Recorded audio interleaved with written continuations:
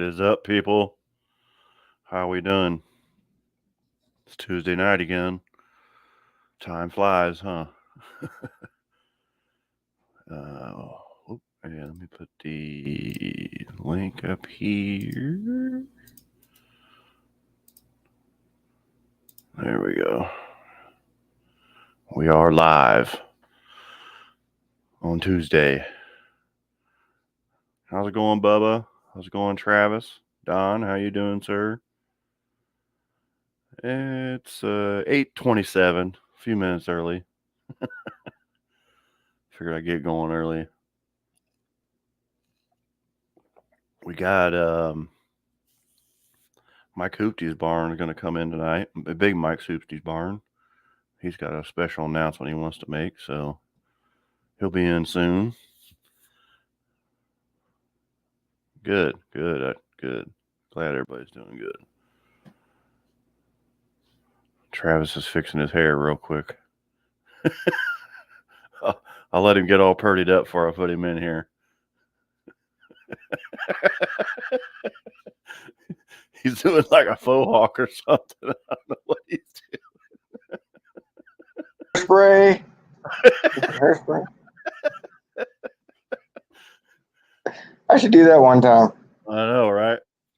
Put some Liberty spikes on it. That'd be awesome. I'm long enough to do that too. I'm about to get off. Hey, Wendy, how you doing? What's going on, Travis? Here. Oh, not much. Just got done ordering some more parts. I heard that. Yeah, I don't know if you heard, but I found the oil pan for the truck. Yeah. Was that on Arts last night? You said that? Yeah, it was. Yeah. It was like the only one. Right. Everybody said it was going to be July before they get it. And Car ID had one on their shelf. Oh, sweet. I was like, buy it now. Yeah. How much you want? I don't care. I just want it. Right. Must have. Yeah, because that's the only one that'll work with my engine in the truck. That's good.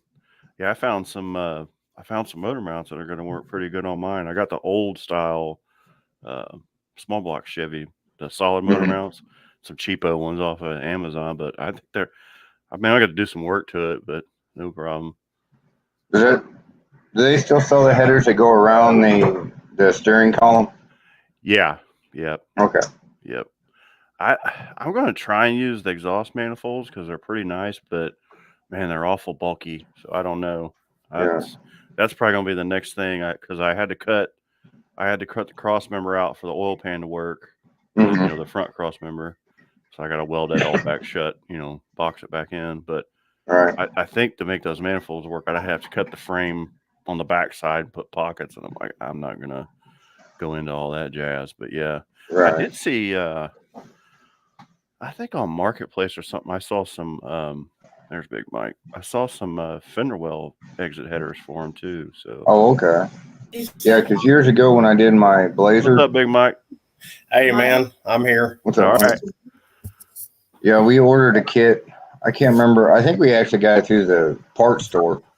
It was a kit. Had the motor mounts and then the headers. Yep. And it had a slip header that went around the arm. Yeah, the around the steering column. Mm-hmm. Yeah. Yeah, and they're saying to use a. I think Dr. Arts even said this too. Use like a Jeep steering shaft because it doesn't have the rag joint. It's got 2 U joints in it. Oh, okay. I'll cross that road when I get to it. That won't be long. But yeah, I'm trying to find one for a manual so I don't have to worry about the shift or anything like that. Yeah, heard that. That's hard to find. What did it say? Guys got any tips for taking your ride to a dyno for the first time? Like a chassis dyno? Someone say popcorn. Yeah. I saw he was making popcorn. Yeah, like, what the heck? Now I'm hungry.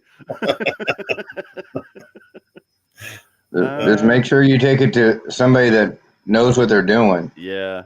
I've seen a couple of them shoot off the dyno. So we had a drag racers association here in town for years, and there's a speed shop here in town that got a chassis dyno, and but they had one of their like stocker.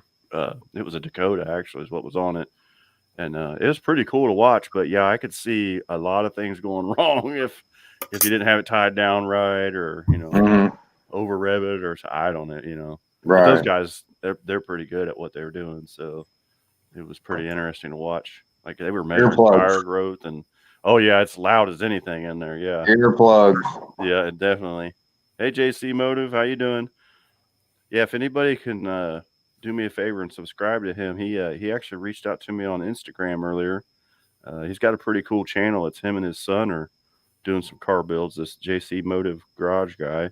Okay, yeah, I'll go look him up. Yep, he's trying to get to 1,000. I think he needed like 6 or 7. So we'll shout him out one time or another. I'll have to get over there and check that out as well. Yeah, it's pretty cool. I looked at it myself. JC, what's that? Motive? JC Motive Garage. Yeah, I could probably get a link put up there. Let me see if I can find it. I found. Did you find it? Found it. Yeah. Okay. It popped up. Okay. He said he's so close. Yeah, I know that feeling. That took me a long time to get to 1,000, and then 2,000, and I think I actually hit 2,200 today. Nice. Well, it took me 9 years to hit 500. Come on. Right.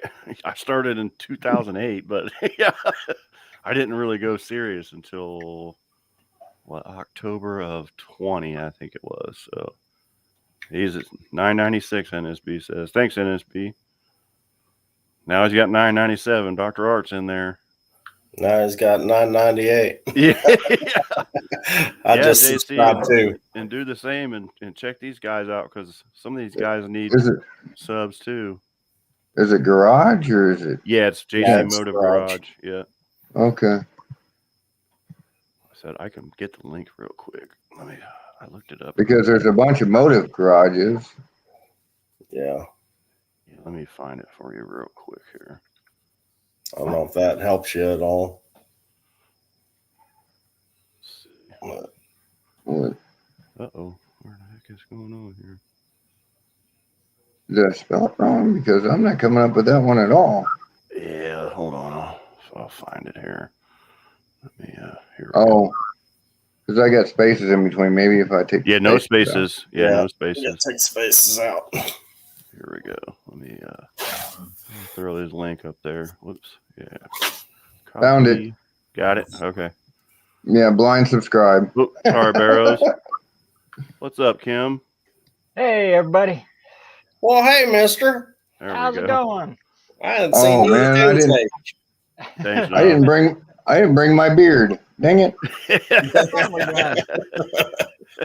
I was gonna say I didn't think anybody brought their beard. I think Mike's got enough for all of us. Probably. I can't grow a beard, man. I just can't do it. Mine fell off. I got a buddy of mine, and he got his tied up in a drill. Yeah. And in like 3 months, he was back long again. I don't know. I was like, my uncle had a big beard like Mike, and he's a welder. And you'd know when he got it either caught or on fire, because he'd come home and it'd be cut just straight. He just cut he just cut the bad spot off. Like, oh, this what has been today? trimmed a time or two. Yeah, I bet. Involuntarily. I remember when I had really long hair, I can remember getting it caught in the creeper. Dadgum creeper wheels, man. Oh gosh, yes. Oh, here comes Art. Man, we're gonna have a full house tonight, Art. How you doing? Hey, Art. There it is.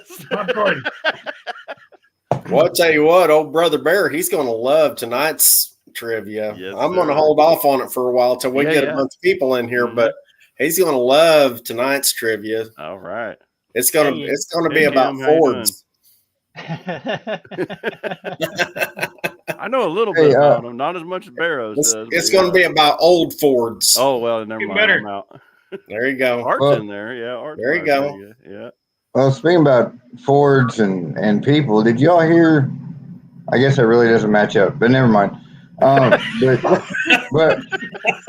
it just made me think about Ruben. Did y'all hear about Ruben?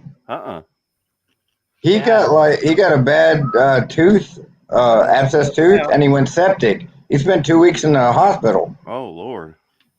Yeah, I had that.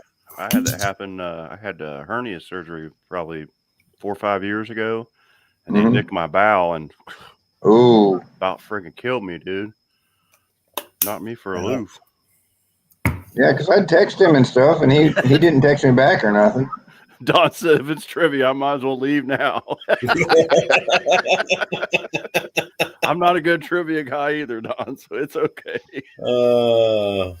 I'm definitely a member of that club. Did you see Kim's comment? Oh, no, sorry. Took her 4 years to stop. Oh, yeah. That would definitely be rough. Let's see. Yeah. If only I could get it to grow up here. That'd be nice. That's what my dad said. He says, mine went from here all the way back to here. Yeah, mine's creeping up. I just let it grow out a little bit. I usually don't keep long at all. My dad I was just going to say, my dad's 85 years old, and he still has a full head of hair. I mean, front to back. You know, I'm not too worried about it myself. Right. I got that peak like you got, you know. Yeah, the widow's long peak right now, but yeah. Yeah, he keeps his hair pretty long, but it's definitely the forehead's getting bigger and bigger. You know?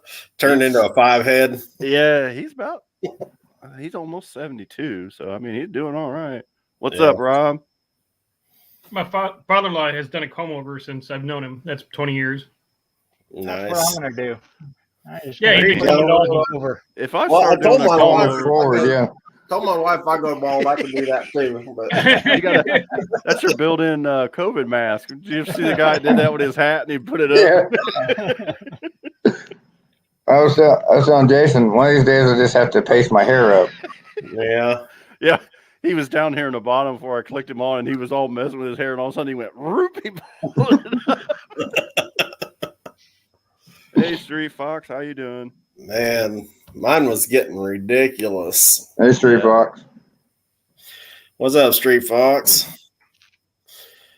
Oh my gosh! So we got a lot of folks. We got Kim and Rob and Dawn and Street Fox and my group looks like the gang's all here pretty much. My group has grown exponentially. I am blessed, that's for sure. You should have a good night because I had last night was my best night. I don't doubt it.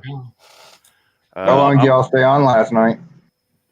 I cut it off at 10 o'clock because I had to go to bed. Oh, okay. Yeah, I think I cut off about 9 or something. Mama Hoopty said, quit playing with your friends. You're playing. Yeah. Put your toys away. It's time for bed. Rob's got a new phone he's setting up. Oh, Lord have mercy. I thought yesterday, so I keep my camper over on the far side of the house and then pull it out and keep it in the driveway in the summertime. We're going to go camping with it this weekend. Well, we were messing around, moving that. You know, it takes 35 minutes, 40 minutes, whatever. All of a sudden, I realized I didn't have my phone. I'm like, I thought I left it because I drove around the block to turn around and back in the driveway. I was like, man, did I leave that on the back bumper or something? I was tearing the house apart. Well, it had slid off the console, and that new Dodge I got under the back seat, it has like a raised area. It's really nice. It's real deep for storage. That sucker slid back in there, and I couldn't see it because that lip that comes up, and I was like, oh, because I mean, I have broken a lot of phones over the years. Oh, you're welcome, JC. Good. Congratulations. You make it? Brother. All right. Cool. Yeah. Awesome. Yeah, he asked me to sub him earlier, and I said, hey, man, get on my live. If you only need a few, we can get you there, brother. Oh, yeah. Well, I only need a few, I don't know, a couple hundred. I can't promise you that, Mike. I can try, but I can't promise you that, brother. Okay, I need 480 to make 1,000. Yeah, you need 1,000 now. Yeah. Well, I will tell you what, I was stalled out there at like 295 for a couple of weeks. It seemed like I'd creep up 3 or 4 and it'd knock me back down. I'd creep up again and it'd knock me back down. And I was just like, okay, whatever. You know, it always will do that. I mean, like Art and I are right around the 2,000-ish, and it'll go upsy downsy, and then you get 25. It'll hold you right underneath those plateaus for weeks. Yeah, you're like, come on, I just want to get like I hit 2,200 today, and it was like, but it took forever, you know. Yeah. Right, and all of a sudden you got 2,240. Right. Yeah. It's like, Yeah. hold on just a second. We got somebody. I forgot to. Uh-oh. I'm on Facebook Live also. Oh, okay. Hey, Mike, how you doing? Sorry, your his name didn't come up on the thing. It just said, "Whoops, where am I?" Facebook user. Yeah, it's weird. You got to click an extra link, and I mean, I can't blame anybody for not doing that. It's a pain. Yeah. But thanks for stopping in, Mike. He's a very good friend of mine. And my brother is Rob. I was going to say, he's got to be a good dude if his name's Mike. That's right. Yeah. I always tell everybody, it's Mike's world. Everyone else just lives in it. There's more of us than there are of them. There is a lot of Mikes. Yes. This is true. A lot of Mikes. I work with, there's 3 of them at work right now. Yeah, it's Jason at my work. It's like they call me Blowtorch, and we got another guy, we call him Big JJ, and then we got 2J, and then we got 3J.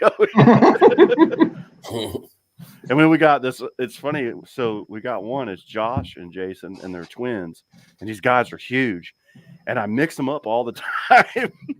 But what's really funny is, we're in Ohio, so it's like Ohio and Michigan football. Always, Buckeyes and the Wolverines. Well, one of them's a Wolverine and one of them's a Buckeye. So Josh always has the Michigan hat on, and so I know which one it is. Of course, I'm a Buckeye guy. I got him good the other day, but he set himself up. He was like, he's saying something about his trailer hitch on his truck. He was trying to put it in upside down, the electric plug. He's like, this daggone lights won't work. And I'm like, all right, well, we'll run out. And it was dark yet. And he's like, see, it won't go in. I'm like, Josh, it's upside down. He's like, oh, crap. And he says, man, do I look stupid about that? I was like, no, you look stupid for wearing a Michigan hat in Ohio. He's like, man, I set myself up for that. Dang it. I get my. Oh, you got when they throw those slow pitches over the plate, you got to knock them out of the park. Oh, I got to take advantage. Yeah. Oh yeah. I like you put that one right in a basket, man. Yeah. Yeah. Oh, I warn my kids all the time. They'll be like, "How'd you get me on that?" I was like, "That was a slow pitch over the plate." Yeah, Kim, that supercharger idea you're doing, that is a cool idea. I hope that works. You should patent that, man. I mean, that is so cool. I missed that. What's he doing? Taking a I think it's a small block Chevy oil pump. Yeah. And making a blower for a mini bike. She's really been working on it. I mean, it's cool. Oh, Kim, yeah. Like they had like a boost gauge or a vacuum boost gauge on it, and it's working? I believe so. Yeah, I think it's going to work. Well, yeah, how much power it'll take to turn it, but yeah, it's very interesting project. I was looking at it and doing the math on it. Those mini bikes make what, 10 horsepower or something? Yeah, 5, 10, yeah. 5, yeah, something like that. Yeah, so you get about a half a horsepower of what she was saying. She was getting boost pressure. Yeah. Right, so you get about a half a horsepower out of it, which is actually pretty good for only 10 horsepower. Yeah, I mean, what, 5-10%? Yeah, that's pretty good. Well, there's a math problem that's like that long, but there's Mike. He's on his YouTube now. I know if you fill that carburetor bowl full of starter fluid, it'll jump up about 1,200 horsepower. Boom, for a split minute second. Yeah. I don't know if you guys have seen my buddy Ken with my charger videos. One that's helping me put together my 440 for my charger. Yeah. Oh, his daughter's she runs NHRA, and his grandson and granddaughter run junior dragsters. And they've got 50 horsepower little 1-cylinder engines on them. Yeah. Man. I had ridiculous. We had we had an alcohol motor junior dragster, and that thing was nuts. Yeah, they're ridiculous. It had a little vacuum diaphragm fuel pump, and we ran the 85 in it. And I mean, I would fire that up, and people down the street are like, "What in the world is that?" Like, that is one pissed off lawnmower. That's what that is. Yeah. My cousins got into those where they run them on methanol, the go-karts, racing go-karts that run on methanol. Mm-hmm. They run those things were nuts. Run those little Predator engines. Well, they were based off the Briggs and Stratton 5 horsepower. Mm-hmm. Yeah, this one we had was it was all billet. It was all machined aluminum. Mm-hmm. I mean, it was all one off, and it was cool though because the people that built it, they engraved all their information in it. Like, hey, if you need anything for this, get a hold of us. It was like over in Indy. It wasn't real far from me. Wow. And, but that thing was wicked, man. I mean, you could do a burnout with this thing. It was crazy. We have lawnmower races around here, and people run alcohol. They run alcohol in their lawnmowers. I would love to do that. Ridiculous. I had one of those. See, that's what I'm thinking next year for the No Name Nationals. We need to have a riding lawnmower contest. I'm down. Yeah. We've got Hunter's got one out back. It's an old Craftsman. It's got one of those the big Kohler V twins. Like I work on all of our pumps and stuff at work run off of them. Oh, he's got the exhaust off of it. He's got the blade off of it, and it's actually got a plow also. And man, he fires that thing up. It sounds like a Harley out there. It's like boom, boom, boom, boom, boom. I'm trying to take a nap. Hey, Cletus, what's going on, brother?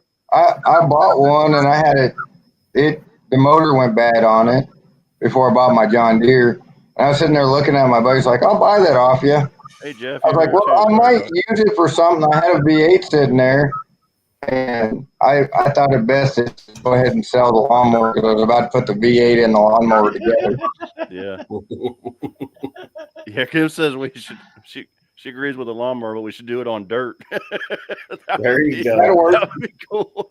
I've watched them on YouTube where they've, Yeah. those guys. V6 Buicks. Yeah, there we go. Has to be what was that? Pounds for the whole engine, and 220. What was that? The 241 or whatever? Yeah. V6? John said he had that idea already. Uh-oh, the riffraff's in the house. Oh, yeah. It's already the weird hour. Oh, we love them all. Yeah, like I said, it's ever since the no name stuff, it has grown. I mean, YouTube should actually be like giving props to, something happened earlier. I think I was tagging this video, and as soon as I typed no, like NO, that was it. It automatically put No Name Nationals in. Yeah. And it graded it at like a 50 out of 100, which is really good, Yeah, it's really going. Hey dudes with wrenches. I noticed that too. Mm-hmm. Yeah, it just automatically populated. I was like, oh, that's cool, Is this speaker? No, it's not working. Worried about ringers and such, huh? Speaking of videos, this next one of mine is going to be hard to edit. Mm-hmm. I did like 3 hours of the back of my head. I've done that before. The best one I did, and because I work on regular stuff too here at the house on the side, is I had one of those DOD 5.3s. The lifter collapsed on it. The displacement on demand. I mean, I know there's a million of them out there, but I had a little trick I wanted to show, and so the GoPro, which I can't stand the GoPro. I always use my phone, and that was the last straw for the GoPro. So I put it up there, set it on video, everything, and I can use my phone to control it. So it's like I use it to focus where I'm at, and I hit record, and I'm working on that thing, like you said, for like 3 hours. Like, oh hey, you can do this, I'll show you this. Put this pin in here, So I'm like, man, it's gonna be a pretty good video. I come in the house, I took a picture. One picture. Yeah. Like, well, I guess I'll do that again one of these days. Yeah. Dang it. I can't get my. I've done that with the GoPro. I hate the GoPro. Yeah, I can't stand it. It'll record for 5 minutes and then stop, and I really like the stop motion. I can't think what it's called right now, but you know what I mean, where it records in like speed, fast frame. Yeah, and it just it takes like a 30-minute video and for speeding it up or whatever it is. But I like it for that, but that's about it. But my phone will do that, so I'm like, heck with it. Now I was recording the other day and didn't realize it. Yeah, I bought these little cheap Chinese knockoff ones. Yeah, but I bought two because one is always going to fuck up. Yeah, you got to. I recorded everything like this for a while, just the two of them.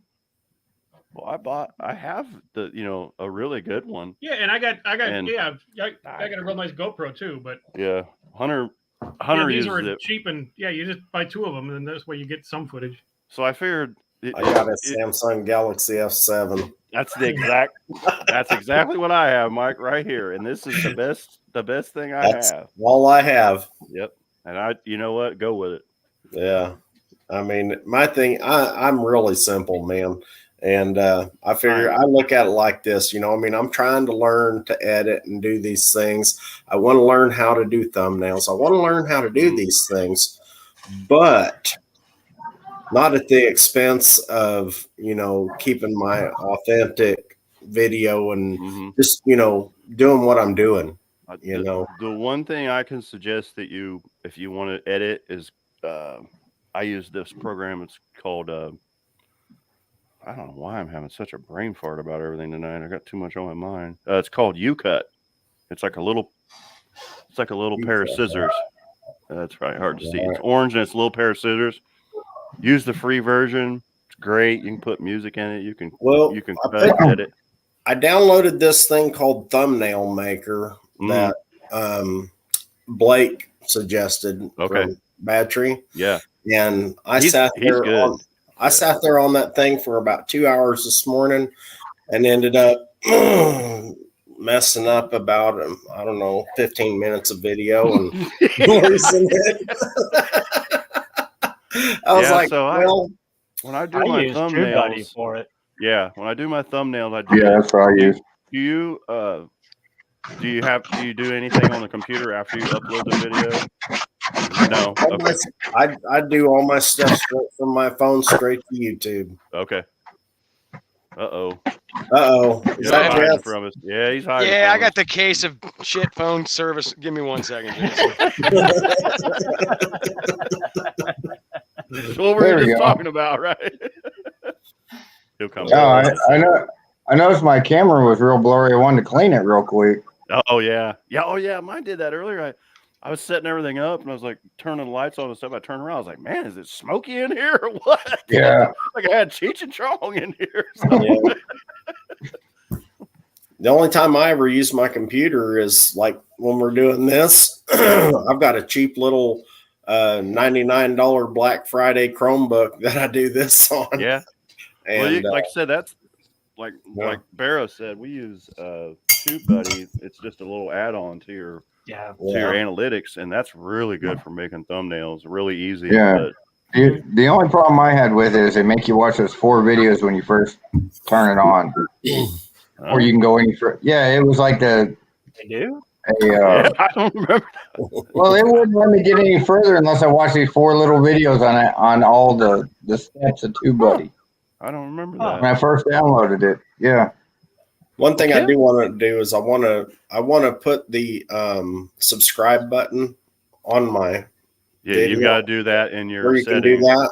Mm-hmm. I want to do that. Is that what that is? Yeah, you can do that. It's in your settings on your YouTube. Let me look at that real quick, Mike. Honestly, I think you can do it from the phone. Channel, customize your channel or something like that. Yeah, I can't. I actually was watching a video on how to make your videos better, and it had that in there. Do you have YouTube Studio on your phone by chance, Mike? Okay. Yep. So let me see. I'll hit YouTube Studio. I think. Yeah, because I do everything through my computer. I can't hardly video with my phone. It doesn't look right. Like I said, I'm not real sure if we can do it from here or not. That's why I'm going to look real quick. I bought that cheap 4K camera off of Amazon. I mean, for the camera and tripod, it was like, what was it? You know what, Mike? It was just a little over $200. YouTube it. I bet somebody can show you how to do that on your phone. And the watermark's kind of just generic. I figured it probably. Yeah, that's about what mine is. Mm-hmm. It's a Canon. I got it for like $60. Oh, yeah, he jumped out, didn't he? Yeah, that's probably about $59.95 more than I'm going to pay for one. I'm just saying. You've seen what I work on, right? Oh Lord, I am way behind. I figured if I was going to be serious about it, I wanted a decent camera, and my phone would. And me filming by myself, it's hard to do with the camera or with the phone. Mm-hmm. Yeah. Well, I figure once I get really established. I mean, really established. You're established already, Mike. I mean, everybody knows who you are. Once I get to the point where I've got like 1,000 subscribers, something like that, then I'll start worrying about that kind of stuff. But yeah, I mean, just like this weekend, I'm going to go to Mocan. I'm taking the hoopty up there to Mocan. I'm going to take the coronet up there. We're going to shake some hands. We're going to see some guys. We're going to. I mean, I think Jet's going to be up there, and I know Daniel Redbeard Racing. He's going to be up there. And his dad, Ed, they're going to be there. That car is badass. I watched some videos of it last night. Yeah, I know. He was talking about not being able to go 1.0 60 foot with that thing. I guarantee you the 60 foot that he's measuring now is on the back wheels because that thing is, it leaves hard, dude. It crazy. Carries him out a couple hundred feet. I was watching it, I'm like, well, if he could if he keep the front end down, that thing would go 1.0 60 foot. Oh yeah. Yeah, that happened to my buddy Dan. He had a wicked. What was it, like a 2000s Camaro? Mm. And he was like, man, I can't get a good 60 foot with this. So he videotaped it. His wheels were still over the lights when he went to the 60 foot. Oh crap. Yeah. Hold on, that's not it. Sorry guys, I'm trying to put the link up here for Jeff. Yeah. Don't click on that one, Jeff. That's well, actually do click on that because I'd like you to subscribe to that guy's channel, but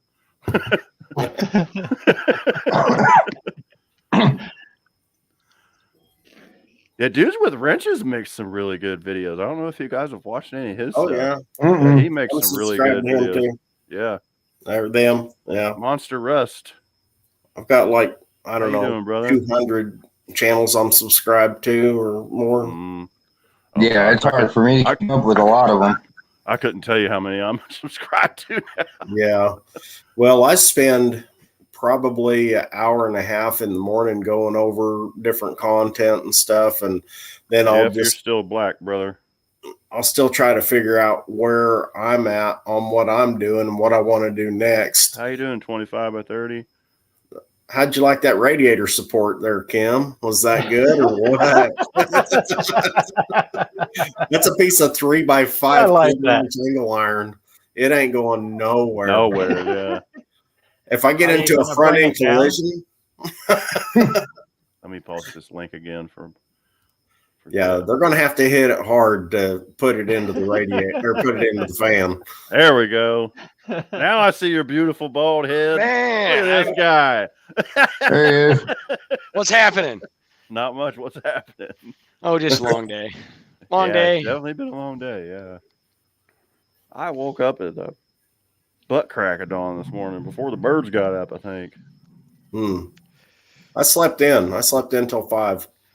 I usually get up at 6. I got up at 5. Yeah, so it was good though. I got up and farted around. Coffee. I missed the best part of sleep, that last 10 minutes before the alarm. I woke up about 5 or 4:20 this morning. Yeah, I'm generally up about 3 or 4. I'm up about 4:30 every morning. Yeah, that's where I get up. I'm up at 6:30, but I don't go to bed till like 1:30. Yeah, I stay up way too late too. Yeah, I tried to go to bed with the chickens if they'll let me, but afraid you'll eat them. They're afraid I'll snuggle. Well, this will keep you warm. I mean. Speaking of that, it's dark. I'll be back in just a second. I got to go shut my chicken coop real quick. I'll be back in a few seconds. Yeah, make sure ain't no varmint in there. That's one thing I miss is having chicken. That's a target practice. Nobody wants to miss your live. Yeah. What's up, Levi? How you doing, brother? Hey, Dan, I didn't see you sneak in there. What else did I miss? When you upload your video, it's an option to do call outs. Yeah. That's Mike. I think he told me what I was trying to. It's time lapse. That's what it was that I do with the. That's what I do all my videos in. I do that with the GoPro. Yep. I actually got a studio mic and a camera for my laptop, so I'm gonna have to actually try doing these from that. Yeah. Because I do it on my phone and I can never type in the comments or anything or really see them a whole lot. Yeah, it is. I know when I'm out in the garage and I have my phone on, it's like I can't see the comments. It's like they kind of pop up over on the side for just a split second, and then it pushes them off. That's why usually when I'm out in the garage, I'll have the TV on, with the YouTube so I can see the comments. I thought I was going to be. I was over at my buddy's garage. His shoulder's messed up. I'm trying to help him get all of his big jobs done before he gets surgery. I thought I was going to be on there, starting there live, and then probably driving here to the house live. But yeah, I ended up getting back here in time. So I want to try and figure out test using my camera, hooking it up to my laptop, and doing a live. So like when I do the engine startup for the first time, I can do a live with my computer. Yeah. Mm-hmm. Yep. So I got to start figuring out how that's going to work. I got the cables and everything. I just hadn't quite figured out how to make it work right. Yeah, just do a couple test runs. Put StreamYard on there and use StreamYard. Yeah, I got StreamYard. Yeah, that makes. And I haven't tried it. I tried it through YouTube as a test a while back, and it really didn't. It wasn't wanting to work right. So I'm going to try it through StreamYard as a test when I get some time. See it's if I can get it to work easier right. In StreamYard to choose the camera you want and choose the mic you want. Because I mean, I have 3 mics right now that it could be using. It could be using this one, which I'm on now. There's one here, like a studio mic. You guys boom mic. It's a big. No, it's a big. I used to do. I did podcasts before I did YouTube, which don't ever do that. It's a waste of time.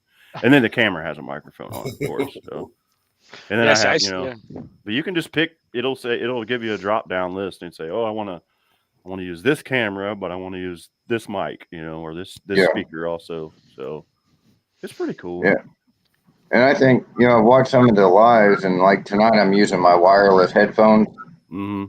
And I seem to sound better than when I use the mic on my computer when I have my headphones in. Yeah. I like this mic better, and especially when I got you guys on here with me, I can hear a lot better. Like if this speaker's on, everything gets all jumbly and it starts echoing, and then this mic automatically adjusts volume also. So it just adds to those voices in your head, Jason. Oh, there's a lot of them.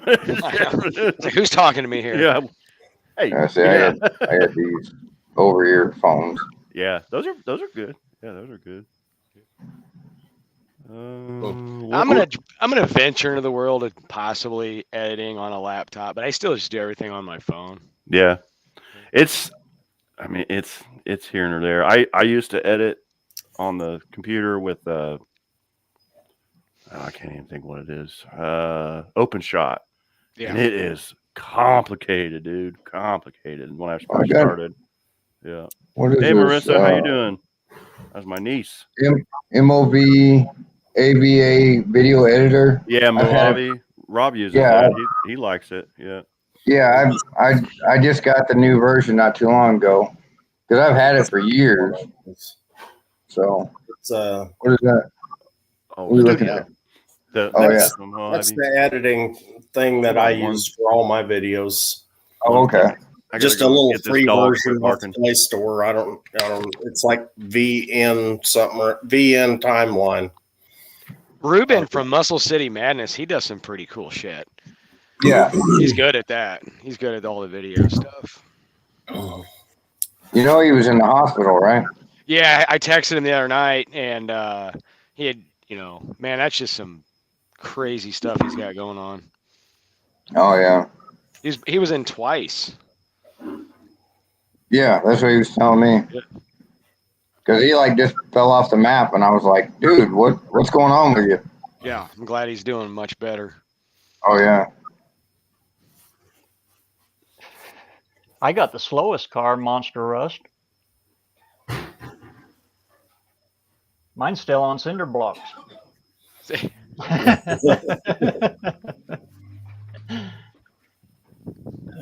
probably got the lightest truck right now. It doesn't have a front end on it or motor training. Well, I don't know. I got a 95 Ford Ranger. It's pretty light. Yeah. Speaking of which, I found that Mustang I was going to get for my daughter sold at 4-cylinder 5-speed. Yeah. So I found her a Mustang or a Toyota pickup, extra cab. She likes it even better than the Mustang. Cool. I just gotta wait to have some time to get up to Kentucky and get it. Mike, that was one of my first vehicles. Was actually my first truck. Yeah, because I got my license in '95, and I remember my dad had one of those, and he didn't really need a vehicle, so he had a company car, but he bought one almost just like it off a friend of his that was moving. So there was almost 2 identical trucks. So it was always mixing them up. It was that teal green color. It was real popular with that era. Yeah, my son's, we bought this one for our son. He's 15.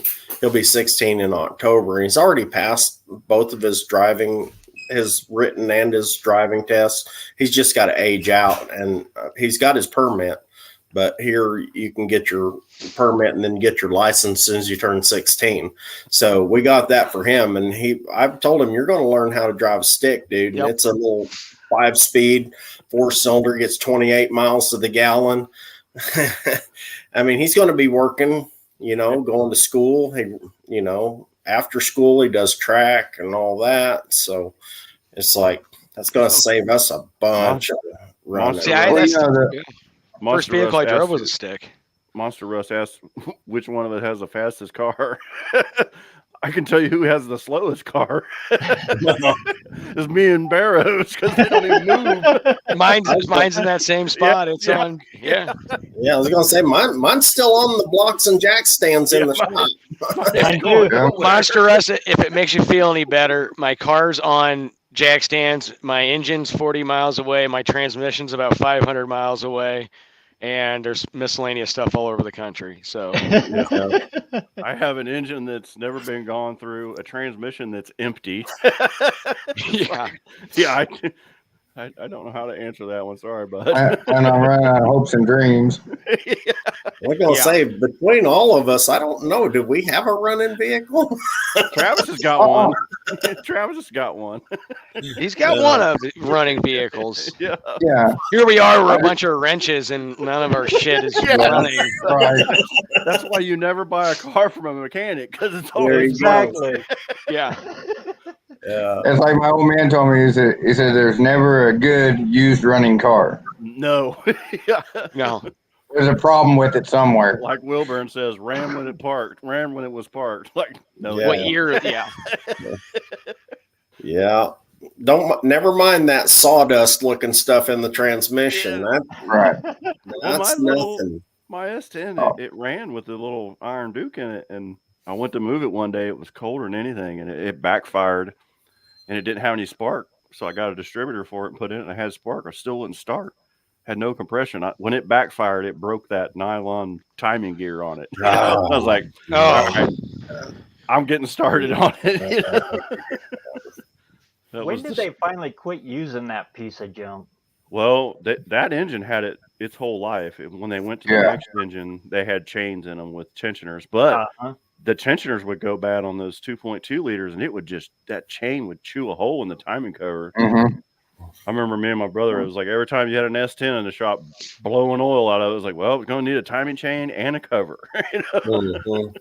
And then Ford said, hey, let's do 2 of them. Yeah, that's a good idea. That's a great idea.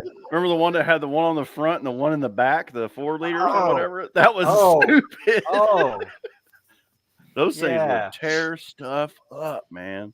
Talk about a backfire. The worst backfire I ever had. I was in Oklahoma City. I had a 84 Jeep Cherokee. Had the little 4-cylinder with the plastic valve cover on it. And that was the Iron Duke. It backfired and caught fire at the gas pump. Oh, are you freaking kidding me? I had a friend that had an AMC. I don't even know what it was. It was an absolute piece of shit, right? And we were like 16. He put literally like this one gas was like $1 a gallon. He'd put $1 in at a time because he just never knew when this thing was just going to go to hell. And he stopped and got gas, and we're leaving, and it died. And he fired it back up, and it was just this like nuclear bomb going off, right? And he's like, "What was that?" I'm like, "I don't know. It's still running. Keep going, And then it was like sparks coming out the back of this car, and he stops. Well, that boom it just exploded the muffler out, and it was just hanging. Blew it all out, and it's just scraping. He's like, "What do we do?" And I'm like, "Well, it just grind itself away where it won't hit." And it'll quit grinding after a while. Yeah, exactly. I had an old Chevy van. Just stay ahead of the flames. Yeah. Stay ahead of the flames. We were going down the highway, and I did the old trick where you turn the ignition off, boom, and then right when the engine's getting ready to stop, you click it back on. Yeah, and dude, it did that, and it blew that muffler up. And there's a fire underneath of it, like you said, sparks and everything. It was hilarious. Nice. So he kept on thinking this thing was going to die, and it would die, and he wasn't very mechanically inclined. And we put a new carburetor on it for him, and put I think it was like a cherry bomb muffler, just put up. Right. This kid drove this car up until it was like mid-20s, and it was such a horribly ugly and I liked AMCs, but it just looked something like out of a horror movie. What AMC was it? I'm trying to think. It was a 4-door AMC. No, it was more roundy. It was smaller. I'd have to like a Hornet. No, it wasn't a Hornet. It was. I don't think it was. Was it one of those? Man, I'd have to look. Eagle-looking 4-wheel drive thing. No, it was. I'm gonna have to say it was late 60s. Oh, okay.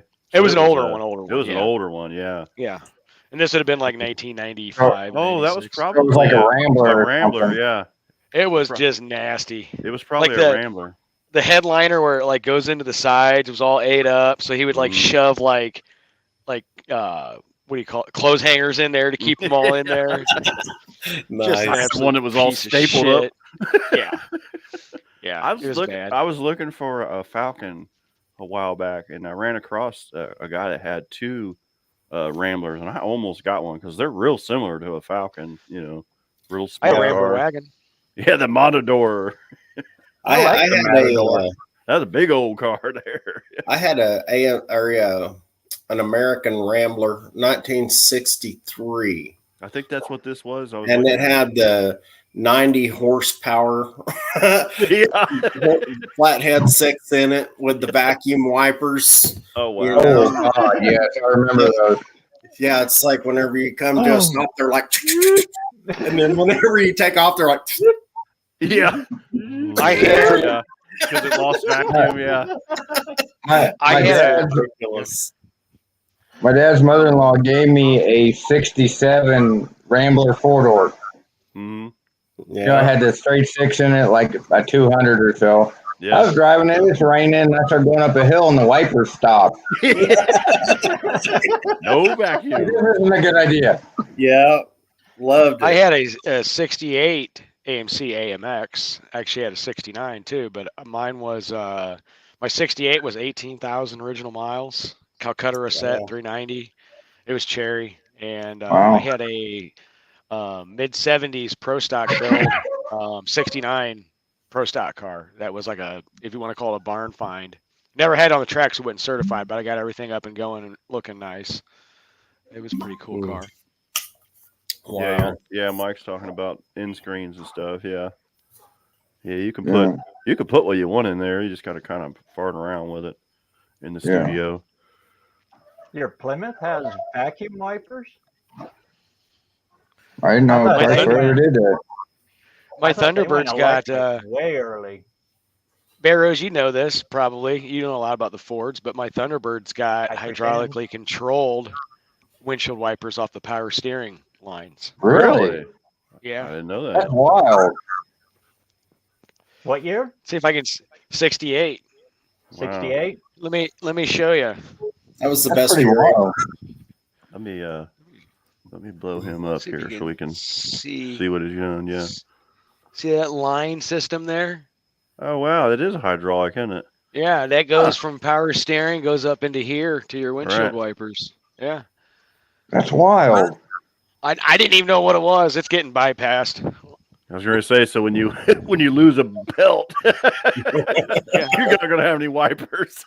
My whole concern is, how would I know if that thing's leaking inside of there? And if something goes to shit.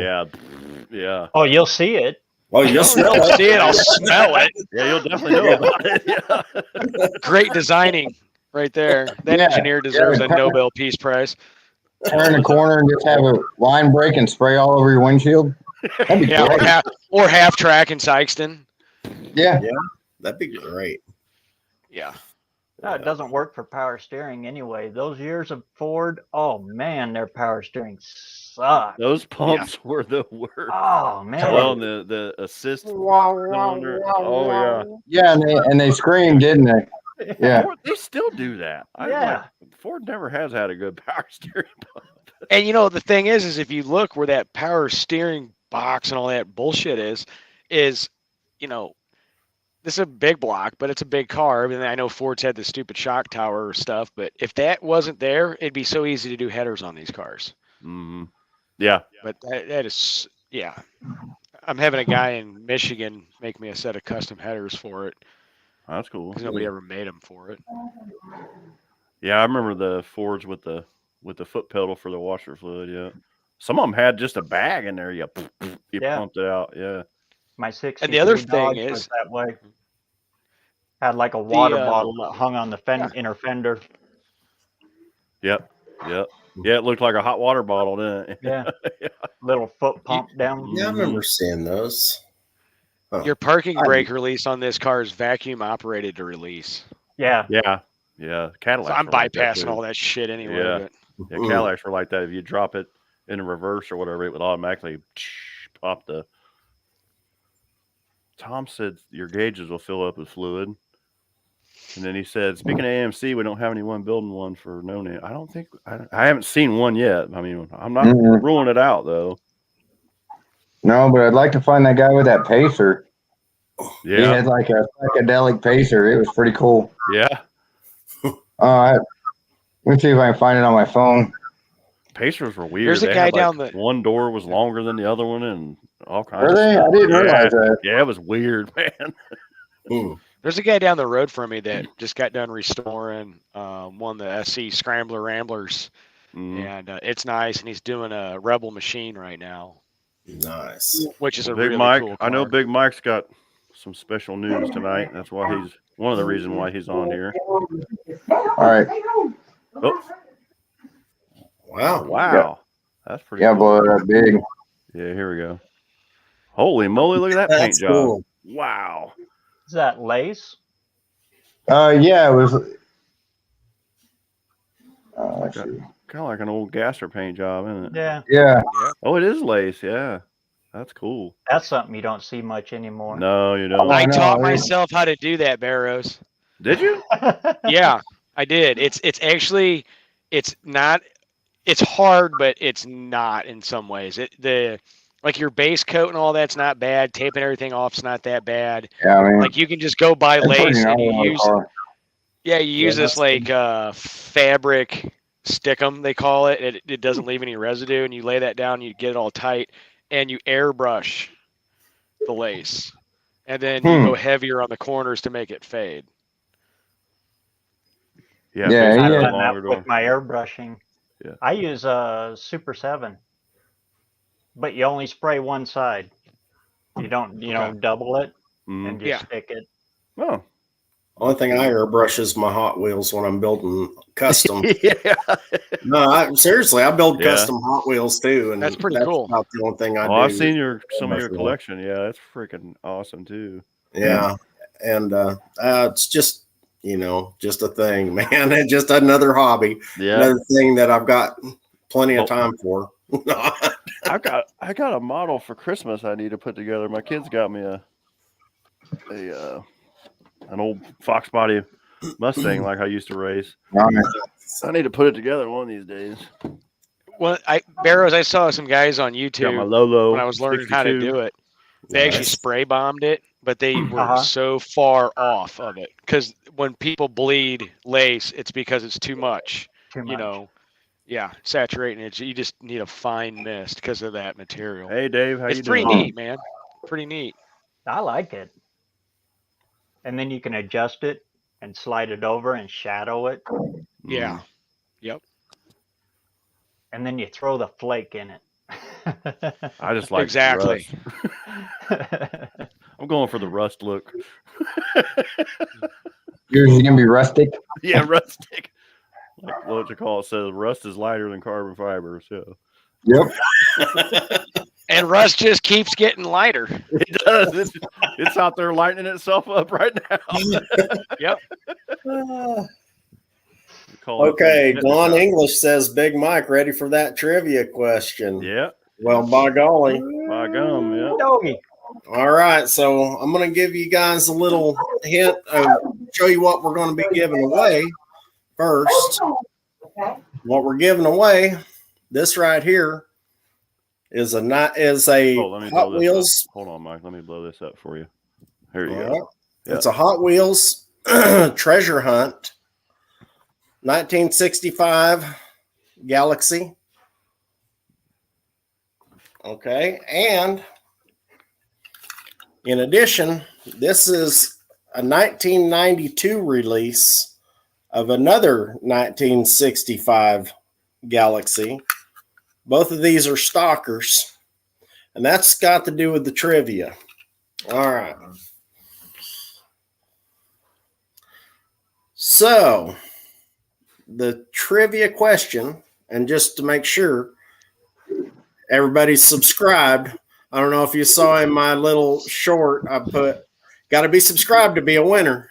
So, that's a good hook right there. There you go. Barn, yeah. There you go. So, better get busy. Oh, wait, let me unsubscribe.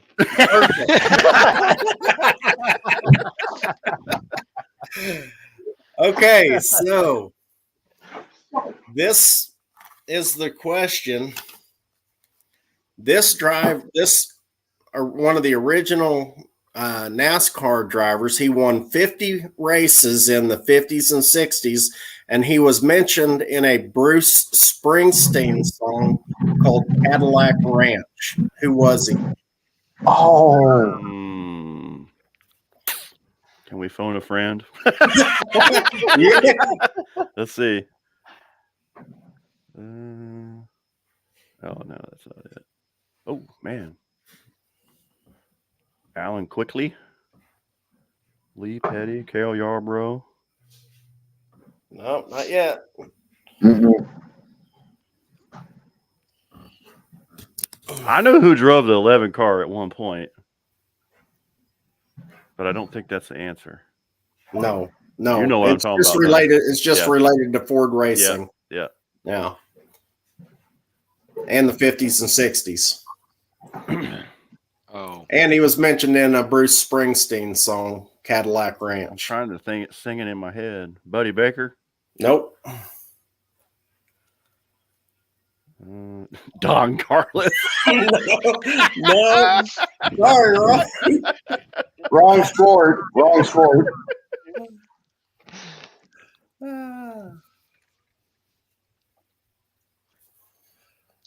I'll even give you one more hint. He was arrested for moonshining. He was one of the real deal NASCAR guys. Okay. Is it a fault? Huh? Is it one of the faults? Nope. You'll one of the Woods as brothers. Is it As soon as you JJ? hear it, as soon as you hear it, you'll just be like, "Oh man, why didn't I know that?" JJ? Was it one of the Woods brothers? Junior Johnson? Yep. Junior Johnson, yeah. That's it was. So there you Junior go. Johnson. Actually, wait. Dan Boyd said Junior's car. Oh, before I said yeah. Where at?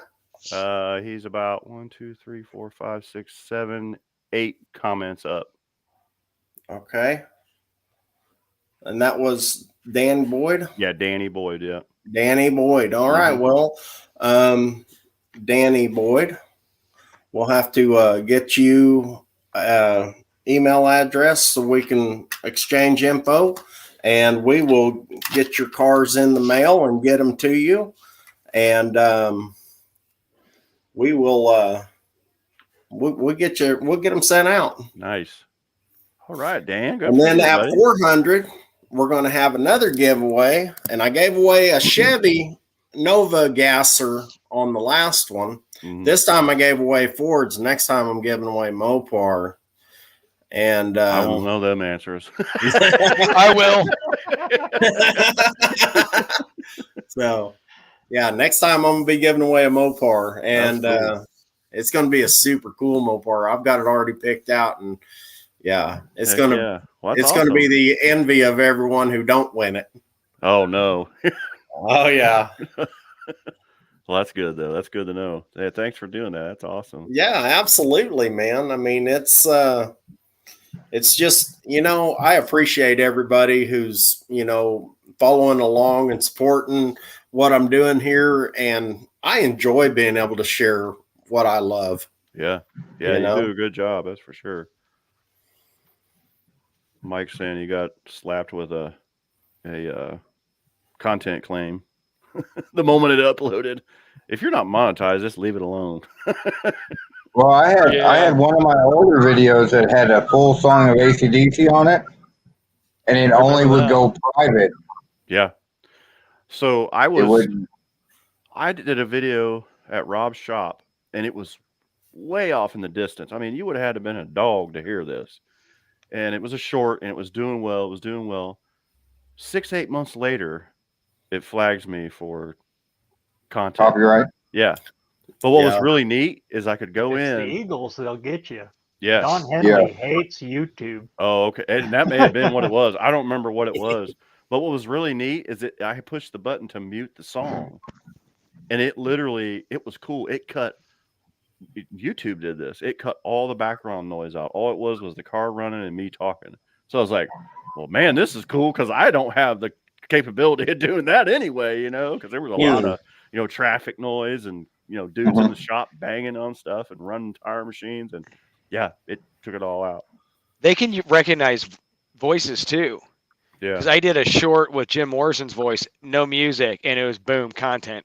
Mm-hmm. It's like, holy shit. And it was like 5 seconds.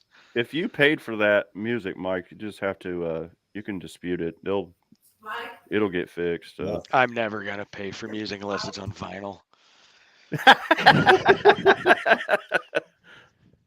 I don't pay for music anymore. I use the YouTube stuff, or on that UCut, it has music you can use. I got all my music years ago off LimeWire. Yep. Is that the one that I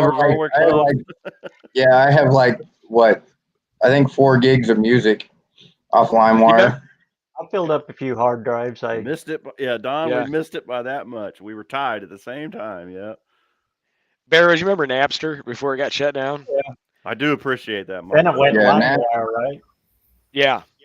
Then there was another one, but I remember when I was in college, I had bought a computer just for that. I would just because you would sequence them, and I would have just thousands of songs ready to go.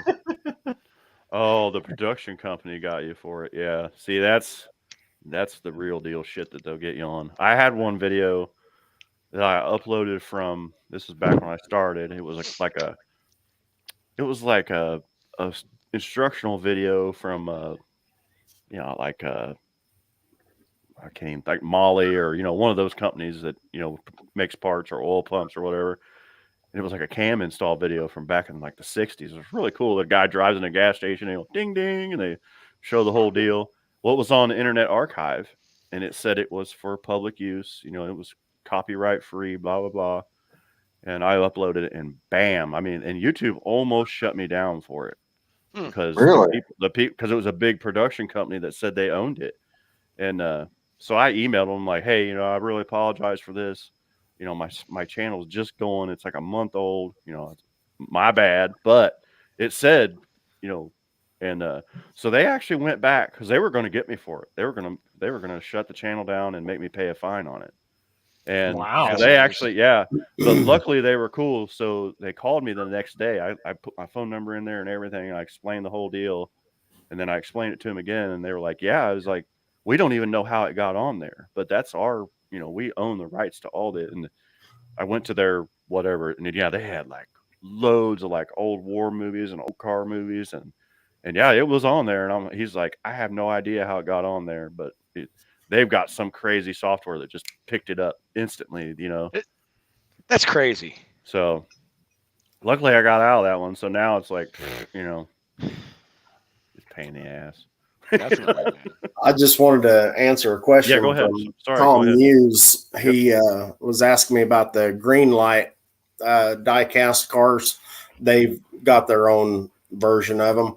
And I like them okay.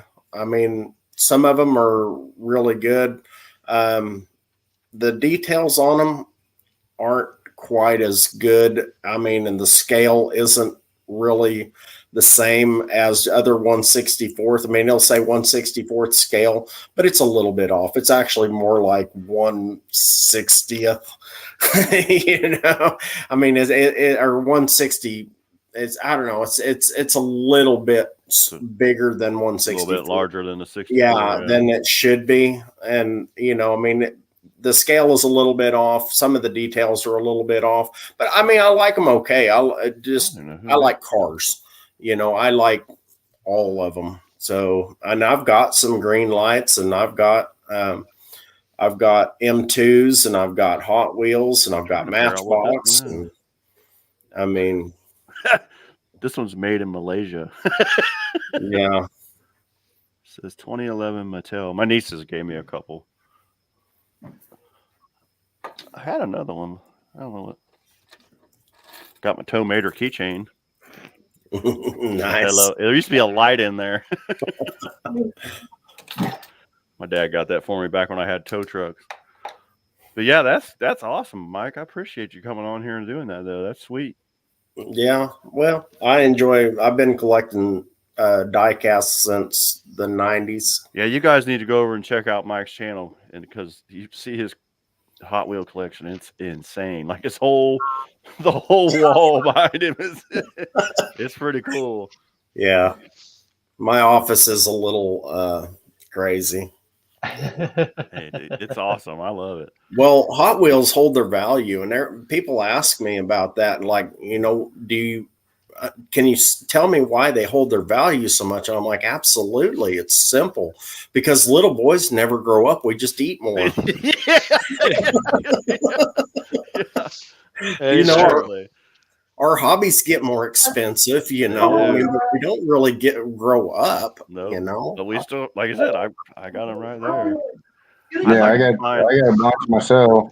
Somewhere, I think in our grandma's attic, there's a lot of Rob and I and our other brothers stuff. I got my camera off. And I'm sure there's Hot Wheels up there that probably are worth some bucks, you know. I guarantee it. I'll tell you what, if you find the 1995 white Camaro treasure hunt, buddy boy, you got you a couple grand right there. Is that it? Is that the unicorn car? It's one of them. I got some of the larger die casts, like Mac Tools put them out. I can't think of who made them. I was a Dale Jarrett guy, so I've got a lot of the Dale Jarrett cars from back in the late 90s. And I have a Eddie Hill dragster. Like, this thing's huge. It's so cool. I got them in there. They're still in the boxes, so it's like, oh yeah. My wife's always like, "Why don't you get rid of these things?" I'm like, "No." Right. I'd say for Hot Wheels. Yeah. probably the most reproduced Hot Wheel and Hot Wheel set is probably the Snake and Mongoose. Oh Yeah. They've come out with different Absolutely. versions of that for years. Oh yeah. Yeah, I have some of those, and I have Socks and Martin stuff, and Dick Landy stuff, and I mean, Tom says that explains why they don't fit the tracks, because they're larger than the. That's yeah. Don wants to know, did they make a 62 Valiant? I'm sure they did. Yeah.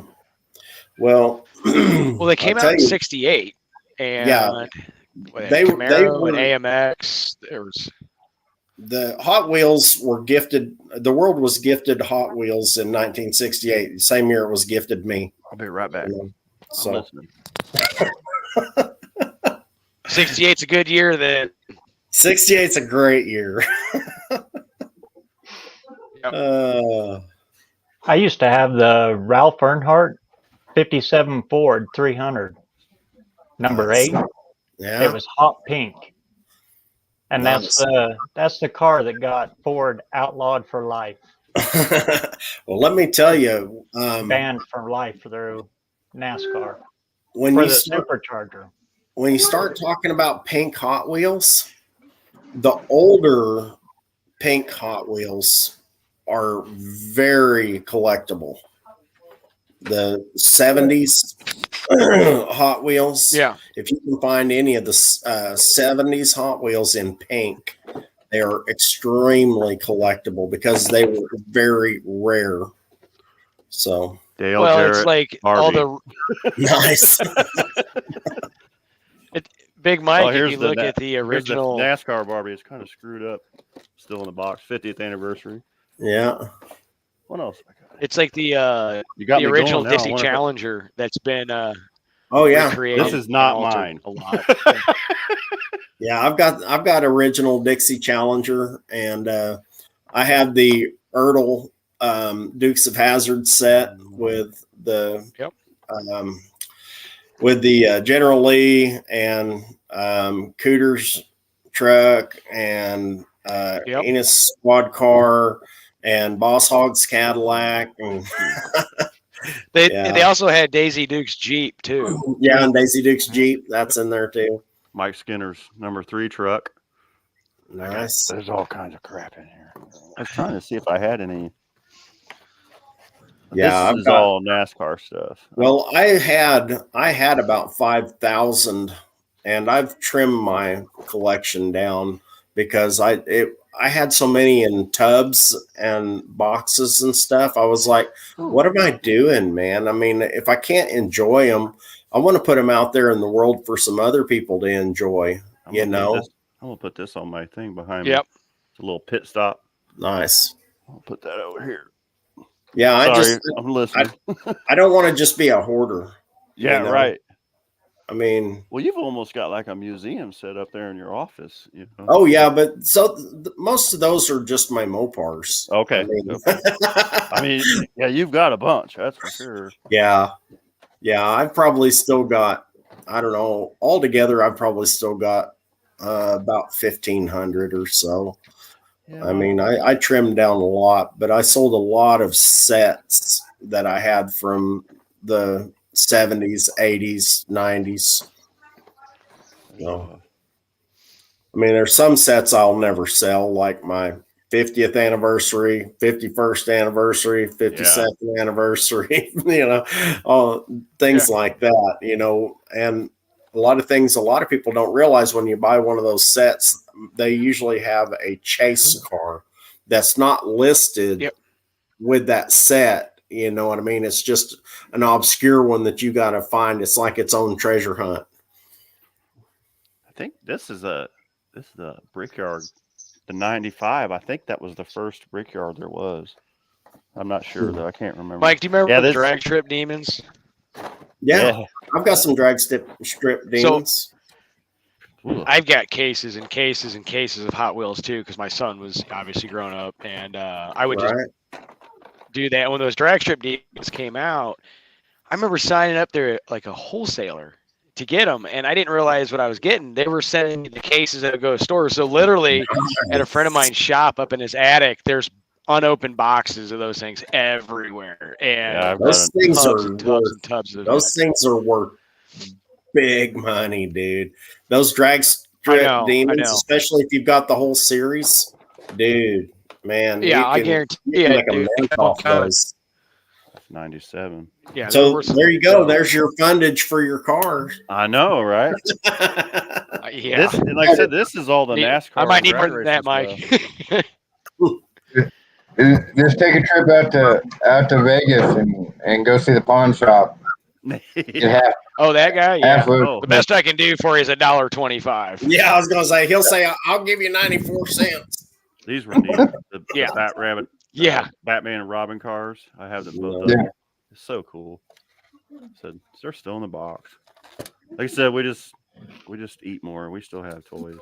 Yeah, we still got our toys. And I kind of wish I would have kept them on and not blown a lot of them up and ran them over with the truck, smash them with hammers. So Barrows was probably one of the bad influences on me as a kid, because I was big into monster trucks and I would buy little monster truck toys, but I would take my Hot Wheels and smash them with hammers. So I'd have it, to make it look like the monster trucks were running over cars. So it was probably one of Barrows and his buddies influenced me to destroy my 401k plan of the future. Yeah. When I was a kid, I was out in the backyard and I was trying to dig with a spoon, to make tracks for my Hot Wheels and stuff. My dad came out there with fireworks and says, "Here, well, if you tape 5 of these together and dig a small hole and light it, it'll blow a big hole." Yes. So, I had fireworks and Hot Wheels. I was learning distance shooting with mine. I did something fun. I got into. Yeah, I was just trying to see how far I could pick one off with my 22. Do you guys remember Super Dave Osborne? Oh, yes. I had those. Yeah. Those were great. And it had like the little plastic things you could put together with all that, and those were neat. So, do you guys remember Super Dave Osborne? He was a comedy stunt guy, and everything would go wrong. Yeah. So that was always funny because I was a kid. It's like, watching a guy get smashed, it's like, oh, that's great. And he did some rocket thing to kind of like do a comedy version of Evel Knievel's, Snake River Canyon. Right. What did I do? I went and bought model rockets and built them, and I would put Hot Wheels in them. Yep. I lived in somewhat of a neighborhood. Yeah. He was great. I had the Evel Knievel motorcycle. Yes. Yeah. Yep. And those whistling Who remembers chasers? the Yeah, the whistling chasers. Now, if I take 2 of these, one on each side, I can light it as I'm winding it. I can make it go really fast, and it'll keep going. I'll tell you. The only thing was at the end when it blew up, that thing it was done. Yeah. Oh yeah. How many? Yeah, I know. I think one of the best. What's that? An M80 will completely destroy a Matchbox car. Oh yeah. Yeah, M80 will. Oh yeah. The old ones, the new ones suck. I think one of the best things was. Well, yeah, they're not like the old silver salutes. Those were neat. No. I think that one of the best things about the model rockets, I lived in this rural neighborhood, right? And we would go to this park and launch these model rockets. And this lady would always complain about anything. Baseball's getting in her yard, kids being loud, and she'd complain. She's like, "Go further that way. I don't want my house hit." So all right, so we ended up building this other rocket, and we were walking down with this kid's dad, and we're like, "No, we can't do it here." This lady complains, and he's like, "Okay." So we went to this basketball hoop. We launched this rocket, and this is no shit. This thing goes straight up, curves, bam, right off her house, and she was outside. And this lady literally called the cops on little kids for that. Nice. She thought we did it on purpose. It's like, how can you do that on purpose? If we did it on purpose, we'd be working for NASA or the Department of Defense. Right. We're kids and we've got guided missiles. Yeah. Yeah. Yeah. Right on. Well, hey, I'm going to have to go pick up my kid. He's getting home from a track meet here in just a little bit. So I'm going to have to cut her short. Danny Boyd, I'll tell you what, just I will, if you'll just get with me, go on my page and get with me. I'll figure out a way that I can get you my email address and we can get some something together.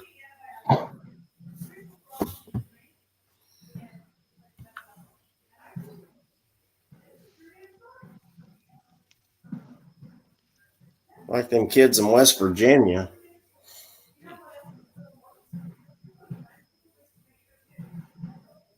Did we lose sound?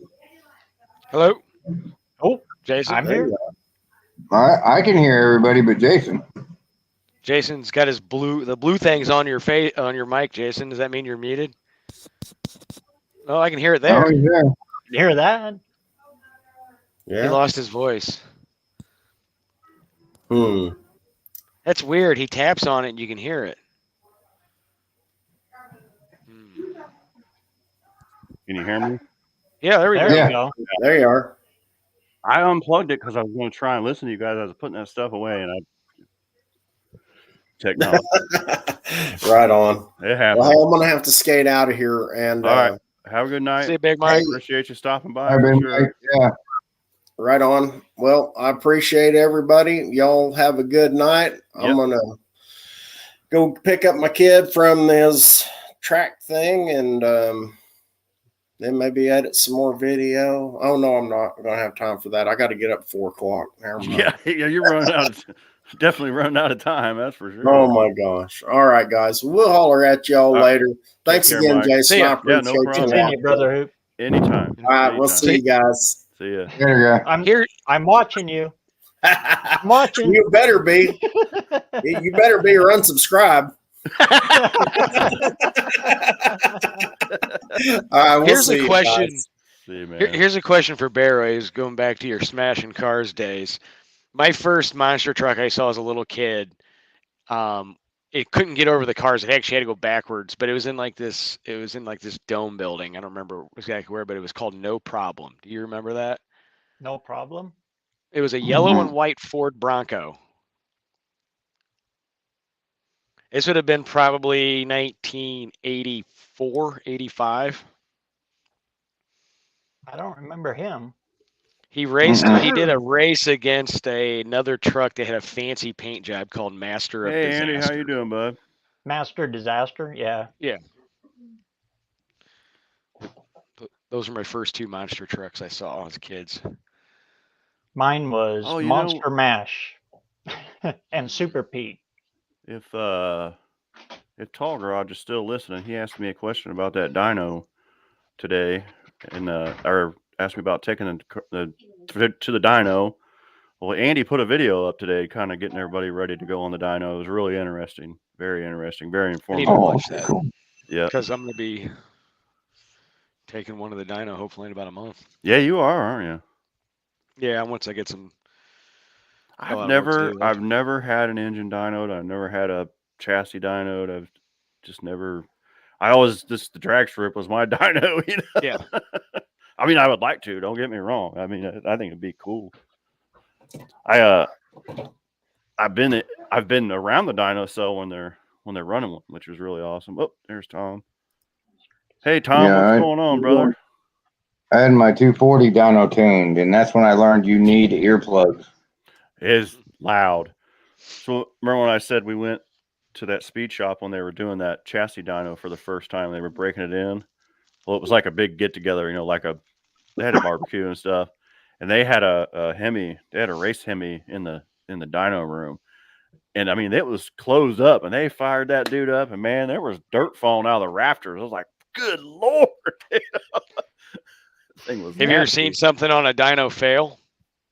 Not personally. I mean, I've seen it on YouTube. You know, that's some crazy shit. Yeah.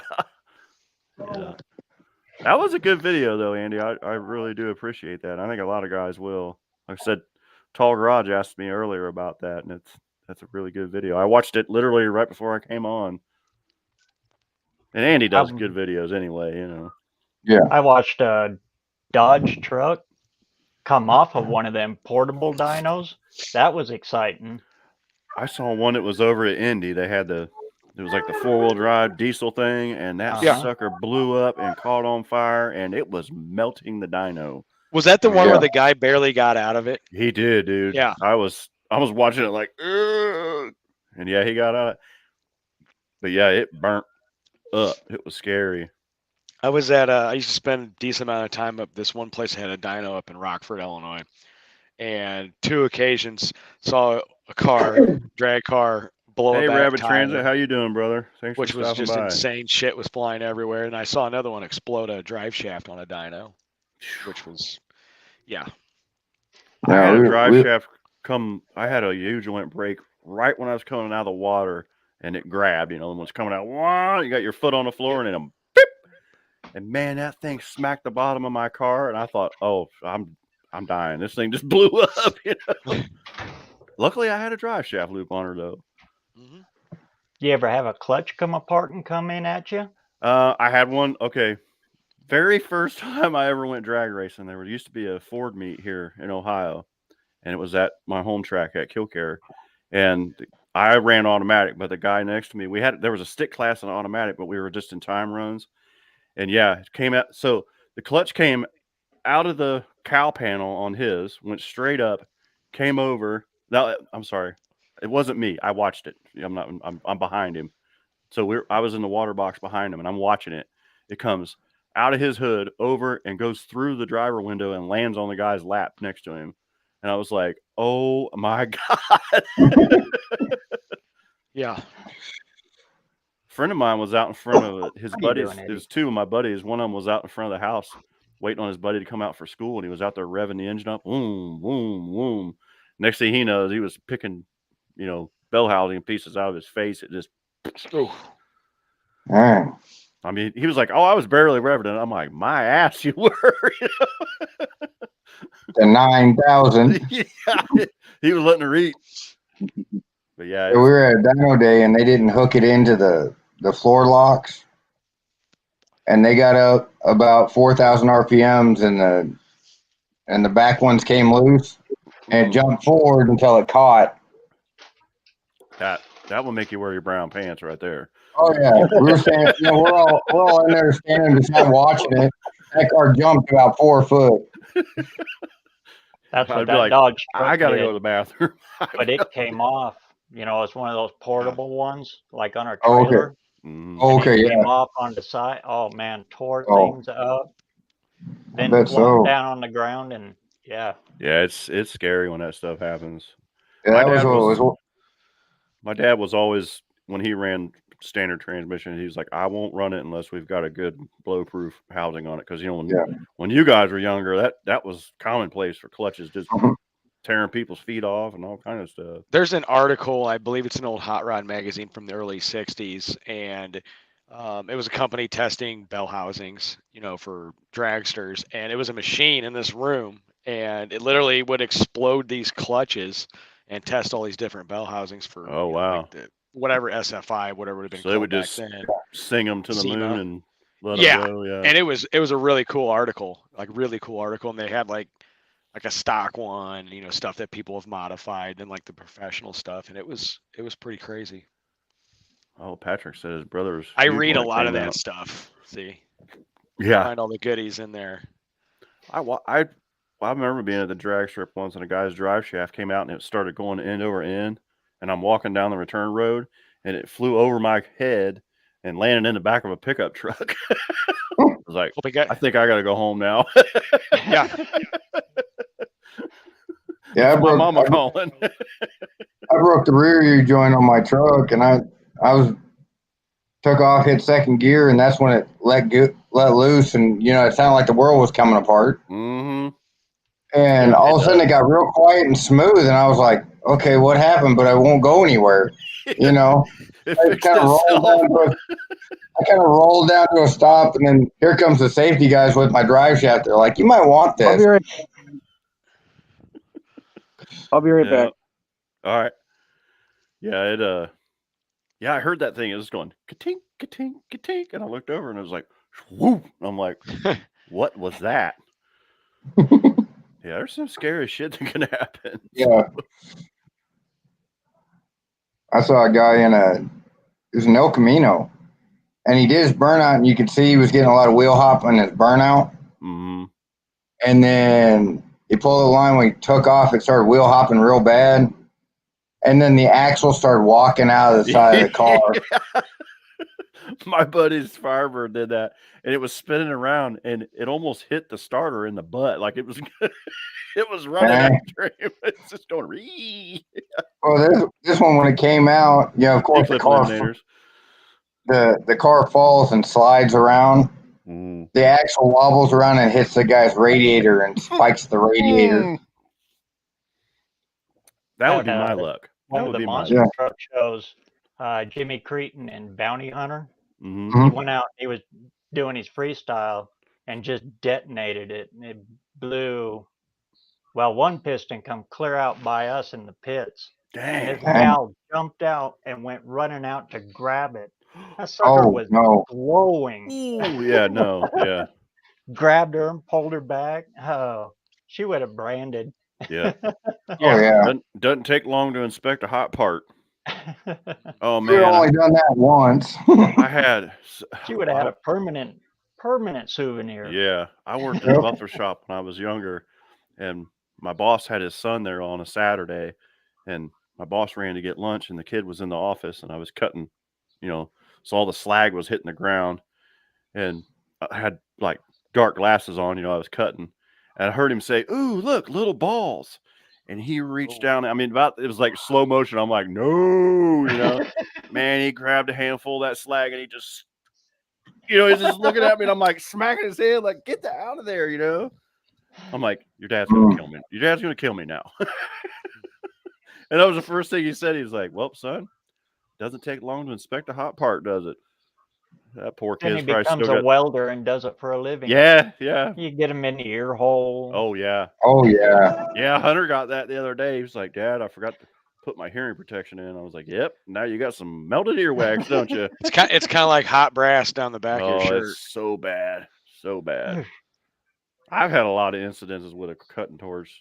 They're not good, that's for sure, but I'm a lot better at it now. I want to figure out how, when you're welding over your head, how you get it from not going down your shirt. Yeah, you just bear it. Yeah. Oh. A welder's hat is nice because they have the new ones now. They're like ball caps and they got a real wide bill, but you still get it. I mean, regardless. Yeah. Just wear the helmet from Spaceballs. There we go. You'll be fine. Yeah. Hard to breathe in this thing. She gets a good helmet. Yeah. Pain makes perfect. Yeah. I definitely have had some bad incidents. The worst one I remember, I was cutting something and it like popped and I went to smack whatever it was out of my way with the torch. Well, as I did that, the torch came out of my hand, and when I grabbed it, I grabbed the hoses and it swung down and it melted those old nylon work pants we had, just melted it to my knee. I was peeling that crap out for a month. Of course, my boss is looking at me like, dumbass,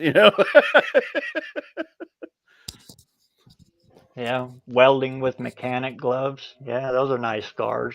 Yeah. I started doing that today, and I'm like, yeah, I need to put my welding gloves on because I was welding like, no, we're not going to do that today. If I'm just spotting something, yeah. We'll be welding something at my buddy's shop or something, middle of summer.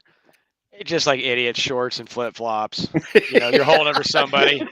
You're like, my wife. We knew we were going to weld tonight. Why did we show up like this? My wife constantly yells at me because in the summer I'm barefoot, Yeah. And I'll walk in the garage and pick up a piece of. God damn it! I got a piece of. She's like, why haven't you ever learned? Yeah. I did learn the hard way. She's a nurse. She's just sitting there like, I'm not even going to help you either. Yeah. I mean, it's summertime. It's just a pair of shorts. That's it, Right. And I learned, though, kind of the hard way not to weed whack barefoot one time. It like kicked back, and it was that really thick line. You know what I'm talking about? It does come off. It spun around my ankle, and it got wrapped in it just kept poking in there. And man, I was mowing the grass one time when we were kids, and our neighbors had a old stock car they used to work on all the time. And my brother Jeremy, Rob and I's other brother, was standing next to me. We were just talking. Man, it kicked that piece of metal up, and it hit him in the knee, and I just watched it. It gashed it. And I was like, yeah, mowing yard work's dangerous. You got to be careful. Can't be, yeah. Yeah, there was a guy at work that he had his weed whacker sitting there on the ground with the trigger pulled on it, and his wife seen that it was unplugged, so she was going to be nice and plug it in for him. Oh no! Wore his legs out. He had welts all over his lower calves. Need some lockout tags on that baby, huh? Yeah. I think the worst one I ever did was this guy was working on this old Chevy, and he wanted the door cards like redone. So he had everything, and I was going to do it. Levi. So yeah, that's true.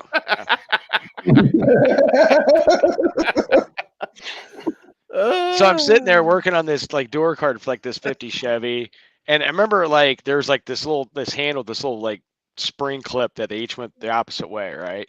Mm-hmm. And it kept popping, and I'm like, oh, I have safety glasses on. It was hot. They kept on fogging up, so I put it on my head. Last time I tried it, ping, and it hit me in the eye, but I couldn't tell what was going on, and it hurt. And I went inside, and I kept on doing this, and I felt something, and I looked in the mirror, and that thing was stuck right in the center of my eye. And I'm like, oh, that's not good. So I, like an idiot, I just pulled it out, and it hurt. And I went to bed. I was so frustrated. And I woke up, my eyes were swelled shut. So I go to the hospital, ER, and it's like 3 or 4 in the morning. Nobody's there. And my girlfriend, which is my wife at the time, drives me there. And it was so painful. Any sort of light would like kill it, And what ended up happening was I tore my cornea off, and it was like hanging around in my eye, and they had to like glue it back into place. And I didn't learn though, Bear Rose. Like I get all good with that. And me and my shop partner, we're young. We're building this like death trap go-kart with like a 250cc 2-stroke. I'm using a drill press, and once again, the safety goggles on top of my head, and a drill bit explodes. Same eye. Get all that shit in there. There's another hospital trip. It's like, ugh. But the spring in the eye was pretty painful. Good Lord. Well, I was working construction. I was drilling out the back of a panel. Lay down. To put a ground screw in. Had my safety glasses on. I felt it hit like right here up underneath my glasses. Seeing it hit the glass and went in my eye. Oh, yeah. Yeah. That's the worst. When you have safety glasses on and it's just bouncing around in there. Yeah, it just bounced right into my eye, so I had to go to the hospital, and I hate my eyes being touched. Oh, yeah. I do too. So they literally had to strap my head down, strap my arms down, lock me in position, and then get in there and pull that piece of metal out. Did they use the little gel in the magnet? No, they used tweezers. Oh! I had something drilled out of my eye once. Yeah, they're just going right at you like, yeah. Yeah, you have to watch the whole thing. It's like a train wreck. Yeah, you have no choice but to watch. Yeah. Oh. Eye injuries suck, man. They are just the worst. I don't like them either. I had a really bad one when I was a kid. Like the whole inside of my eye was, my pupil was bloodshot. I couldn't see out of it. Yeah, they suck. Yeah. We have a visitor down here. I don't know how many times I've shot myself in the eye with carb cleaner or brake. Oh yeah. God, yeah. That's a common. Or you got a cut and you don't know about it, and you're like, ah! Oh, that's the best way to find it. Take a little carb cleaner and spray your hands over. Yeah. Find every little cut you ever had. I've done that a lot of times. You just kind of push the skin back over, squirt a little brake cleaner on it, and wrap it up with electric tape. Yeah, it'll clean it out. That works. Yeah, what are you doing? What are you doing? Yeah, I got anyway. Yeah, I got a bad cut from sheet metal one time while I was working. I took my sweatshirt off and wrapped my arm up. And I'm looking around for my journeyman at the time on the job, and I couldn't find him. They went to lunch or something. So I found the superintendent. He's like, "Well, what'd you do? Let me see what you did." And I got a big flap of skin hanging off my wrist. I was like, "Well, this is what I did." And he's like, "Oh my God, oh, go to the hospital. Go, just go." Worst I ever did was that one, and it's still man, not that's straight. And that's Ooh. a freaking paper cut. It almost Dang. cut that finger off at the knuckle. Wow. Those big cardboard slip sheets. Mm-hmm. Cardboard cuts are the worst, man. Oh man. Oh yeah. Had a whole stack of them. Went to put them in the rack, and they slid. Mm-hmm. Yeah, it's like razor blades.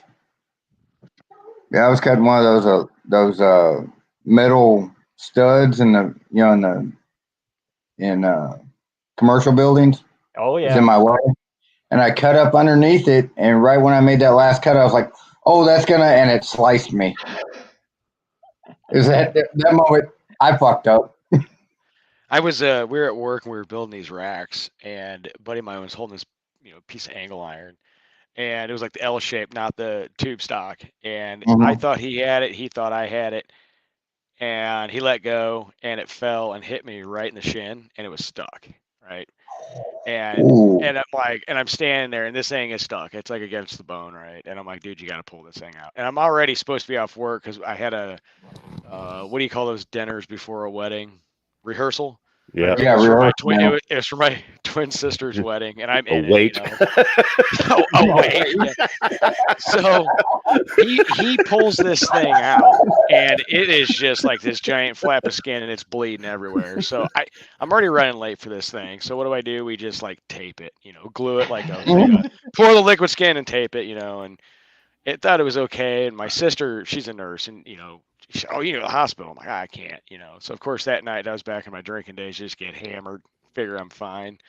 Next day is the wedding, and I had a rented tux, because I was in the Hey, wedding. LB, how you doing, brother? And I could feel like one of my shoes, like it's like, man, my shoe's wet. Well, it broke open, was bleeding, and it was running down in there, filling my shoe with blood. It's like, ugh. Yeah. I never did go to the doctor. I just kept on, gluing it back together. Just put some dirt in it; it'll be fine. Yeah, that's fine. Yeah, when I was 9, I fell out of a tree and broke all the ribs on my right side. My dad took two pillowcases and duct tape and taped me up. He said, "Well, that's all the hospital's gonna do for you." Yeah. They're not pretty much pick me right there and do the same thing. That's the worst. Oh, breaking ribs! You can't laugh. Yeah. You can't do anything. Can't move. Can't sit. Yeah. Oh. Yeah, broke ribs are like a cracked toilet seat. You can't get away from them. Yeah. Right. Never heard that before. Nothing worse than a cracked toilet seat. Yeah. That pulls my hair out. Yeah. Ah, my.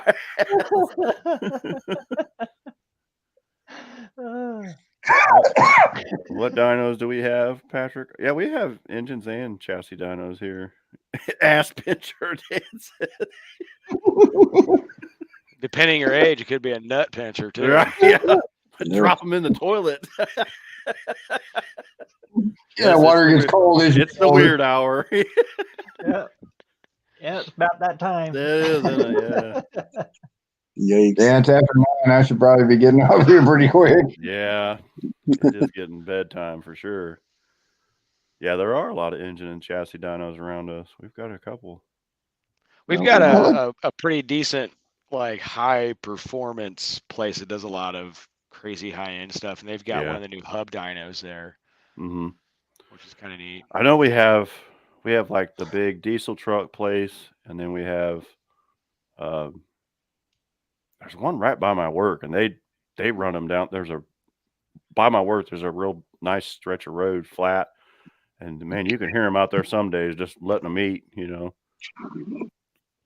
There's a guy on YouTube, and I've seen his videos occasionally, and I think they're older, and he's got like this homemade engine dyno, and it's like in this like old brick room, and he's got like these weird, like it looks all homemade, but it looks like it's from like the 40s. All these big dials and gauges and stuff. Is it the one that has the brake where they pull it? Yes. Yeah, that actually is. That was not homemade. Those were some of the first dynos I ever saw. It's got to be pretty old. I mean, Tom, got I'm sure Tom probably knows a lot about that, but I remember seeing one when I was a kid, and yeah, they would like rev it up, and then they would drag it down, and they would watch the gauge, and they would write it all down. And yes, that's what he was doing. Yeah. Yeah, those are brake operated. Yeah. That was like some of the first, because didn't they used to rate horsepower at brake horsepower instead of Ned or something like that? Yeah. Up until like the mid 70s. Mm-hmm. Yeah, because brake horsepower is calculated different than what they calculate horsepower now at. Mm-hmm. Well, that's like some of the motors in the 60s when they would run them and get some high numbers. There was no parasitic loss with anything. It was just the engine, none of the accessories or anything. Is it horsepower is like a calculation from torque, isn't it? And now how they calculate, I don't know. I remember how some weird calculation. Yeah, it's different than how they do it with the water now? Water brake. Yeah, it's hydraulic now, and it basically it's just like a torque converter. So as the water is used up or pulled through the torque converter, it takes a reading every so many 100 RPM. I think the lowest you can do is like every 200 RPM. Mm-hmm. And it takes a reading of how much water flow is actually going through the torque converter. And then that gives you a reading of what the torque and horsepower is. Oh, okay. Yeah. I've seen them have like the big power engines on there, and that thing will be just steaming where it's getting hot from the pushing all the water through it. Yeah, they just I can't remember what company's making the dynos now, because ours is over 20 years old. Mm-hmm. But Moran, Mike Moran, and trying to think of who the other guy is. Mike Moran, I think he's out of Chicago. Mm-hmm. I've heard that name before. Yeah. Now Moran Motorsports, he's probably the fastest in the world for building engines. But anyway, he just I gotta go let the dog back in. I'm listening. His quad turbo engines now, they had to upgrade the dynos to be able to handle 6,500 horsepower. Where like top fuel cars, they figure they do the calculations of what they are, but there's no machine that can actually measure them. Right, because they're like what, 15 or so? No, like our dyno goes up to 2,500. Some of the ones that are out for like the last 10 years, they could go up to 4,000. But Mike Moran, and I can't remember who the other one is, they're the first two guys that have dynos that went to 6,500. And the very first dyno he did, he maxed it out at 6,500. Wow. With his, what is it? It's actually a small cubic inch. It's only like 440 cubic inch. It's a completely billet block. Quad turbos on it, and he hit 6,500 RPM. That's crazy. Or 6,500 horsepower, I should say. That dog is going to get skunked. I'll tell you what. He was out there. I could smell a skunk. My dog's pretending to be dead right now. That's hound dogs. What kind of torque was he pulling on He's it? pissed. Well, he came down here and he was like staring at me like, I'm like, what do you want? And then he starts doing circles. I'm like, oh God, he's gonna poop. Mr. Rebel, come here. Yep. The Bear Rose, the video is actually on YouTube. It's the old one. It's called the 4,500 or 4,500 horsepower dyno session, and it's Mike Moran's engine from Casper from the early 2000s, and he hit 4,500 horsepower. Wow. But if you go to Mike Moran Motorsports now, he's got a YouTube channel too. It's Darren Morgan. That's the other guy. Darren Morgan's got the other one at 6,500 horsepower. But, they maxed it out on the very first try on it, I guess, to break it in for the manufacturer. And they're doing that all with turbos, of course, but It's insane what they're doing now. It's like $1.5 million machine. Oh, that's budgetable. I mean, yeah. Patrick, the one here in town that I would recommend is it's called Quick Rev, like Rob said. That's the one that's by my work. They're really good. Sorry, guys. He was asking a question. We've had a machine. Our shop is actually the original owner of our shop. They built the entire thing around a CNC machine. Oh yeah, no doubt that. Yeah. The guy that owns it now, he bought it from him, and part of the agreement is that the original owner, he still owns a CNC machine. Other than the initial hookup of the electronics, this is like 20 years ago. Other than the original hookup to the machine for the CNC machine, that's the only time it's ever been turned on. So it literally takes up probably a 30-foot square in our shop, and it's just collecting dust. You never use it? Wow. Never used it. I've seen videos on YouTube of guys making their own brake dynos for small engines. Mm-hmm. Yeah. Yeah, they put like a fish scale on them or whatever, and it pulls on it. Yeah. Yep. Yeah.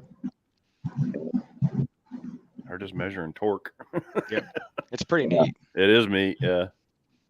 Yeah. Once it gets hot enough, it's not a real accurate reading.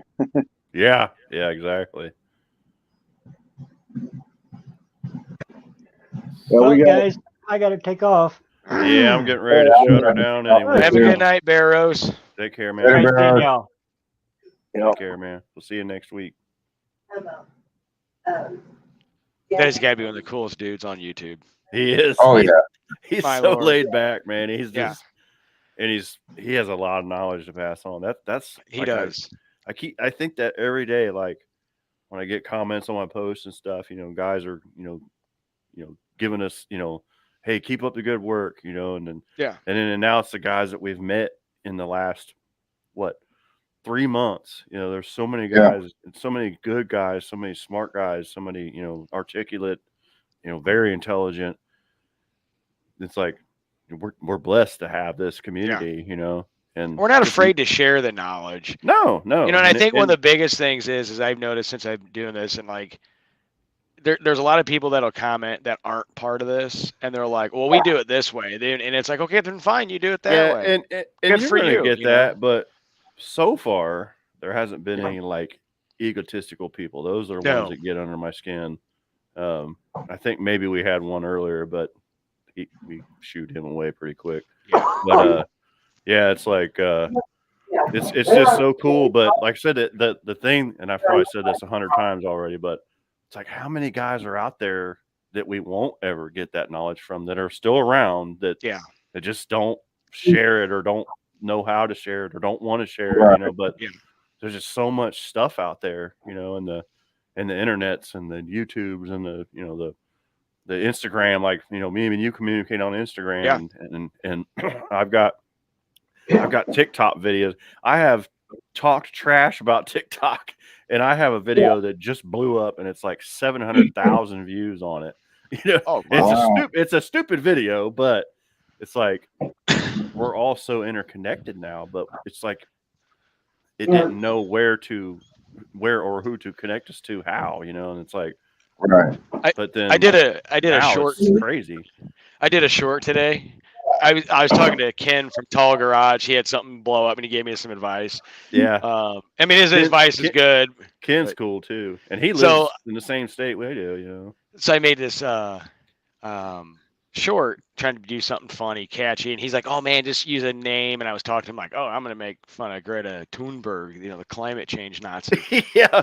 I found this video, and she's like, "I shouldn't be up here," and then it ends up with, "How dare you?" So I started off, and it's like, "I shouldn't be up here." Then I showed, the dial indicator when I did my bore and the pistons, 10,000s out, and then I ended it like, "How dare you?" I saw it. It was hilarious. Literally, somebody on Instagram messaged me because they had saw it and was like going off.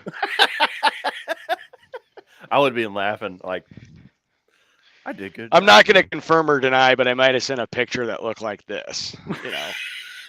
It's like, dude, it's comedy. You can laugh. Like lighten up, Francis. Yeah. Oh, dude, that was so awesome. You sent that one to me. That was great.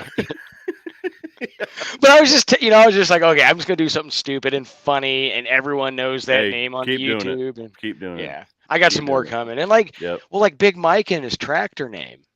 Yeah. And he got 1 billion trillion views, and it's like, you know what? That is actually really cool, and that's the name of his tractor. Yep. Yeah.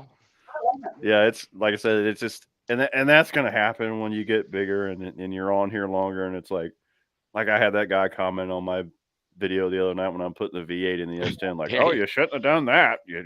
Those you're ruining the value of it. I'm like, that truck was a piece of crap. Yeah, it was. And I agree with Danny Boyd. Yeah, I agree with Danny Boyd. Yeah, like the bigger channels, like nobody really cares about it, but that like McFarlane channel, over 1 million subscribers or something like that. But every single episode, he's literally blowing up a car. I know. A couple of weeks ago, they flipped over a car that was probably worth 40-50 grand. And see, that's not me. Even if I had the money to do that, there's just no way I could do it. I could. I think I would be the type of person that say, hey, you know what? There's people that helped me get here. We're going to do a collaboration, and we're going to do something cool just for that. I just couldn't go do that. I get too attached to automobiles, whatever it is, Yeah. Like my wife's, we bought that camper last year, and it's like, I was out there the other day, I was cleaning all the black marks off of it and stuff, and she was like, why? I was like, well, it's brand new. We spent a fortune on it. I was like, I just want to take care of it, And then I'll be out there working on my rusty turd truck, and I'm like, Hunter's out there grinding or something. I'm like, dude, you're getting crap all over my truck. Yeah. And Hunter's like, Dad, it doesn't even have paint on it. I'm like, yeah, but it's mine. Yeah. Yeah. And I really like it. It's just crazy. I know. Some people react. Yeah, I couldn't bring myself to do that. Like really nice cars. I've had the chance to buy really nice cars, and it's like, and make a race car out. I'm like, I can't do that. I can't cut that car up. It's too nice. It's just, I can't do it. Well, there was a bigger channel that I watch, and I don't ever talk shit about anybody or any channels, but they got really big and they're holding these racing events, and the crowd chanted the FJB thing, and I'm laughing because I think it's funny, Right. And then he was talking, he kind of rolled his eyes and talking about they didn't want to offend people, and I'm like, are you gonna, your audience probably thinks it's funny too. Don't cater to the one person that's gonna get mad and explode. It's be yourselves. The squeaky wheel always gets the grease. Yeah, I know. It's like, like if that ever happens on a live, that's what I'm going to be doing. Be like, like, sorry. Yeah. It's just you gotta laugh. I've in comparison, like percentage wise, it's less than 1% that I've ever had that problem with, and I don't even acknowledge them anymore because that's what they want me to do. They want me to engage with them so they can keep bantering back and forth. It's like, I don't even give them the satisfaction anymore. I'm usually like, hey, thanks for stopping by. You watched my video. If you don't like it, I just leave it at that. Like that guy, he was talking about the whole thing, and I was like, well, we all have different opinions of value.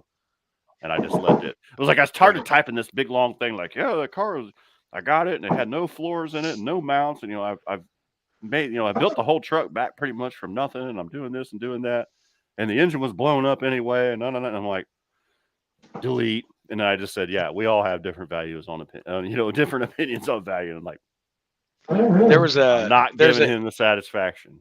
There's a guy that's on Instagram and YouTube, and he fixes a lot of small engine stuff, right? And this guy works his butt off, doing stuff, and he makes pretty good content, and he's proud of what he does. And somebody like just absolutely cut him down, and it's like, why would you do that to somebody?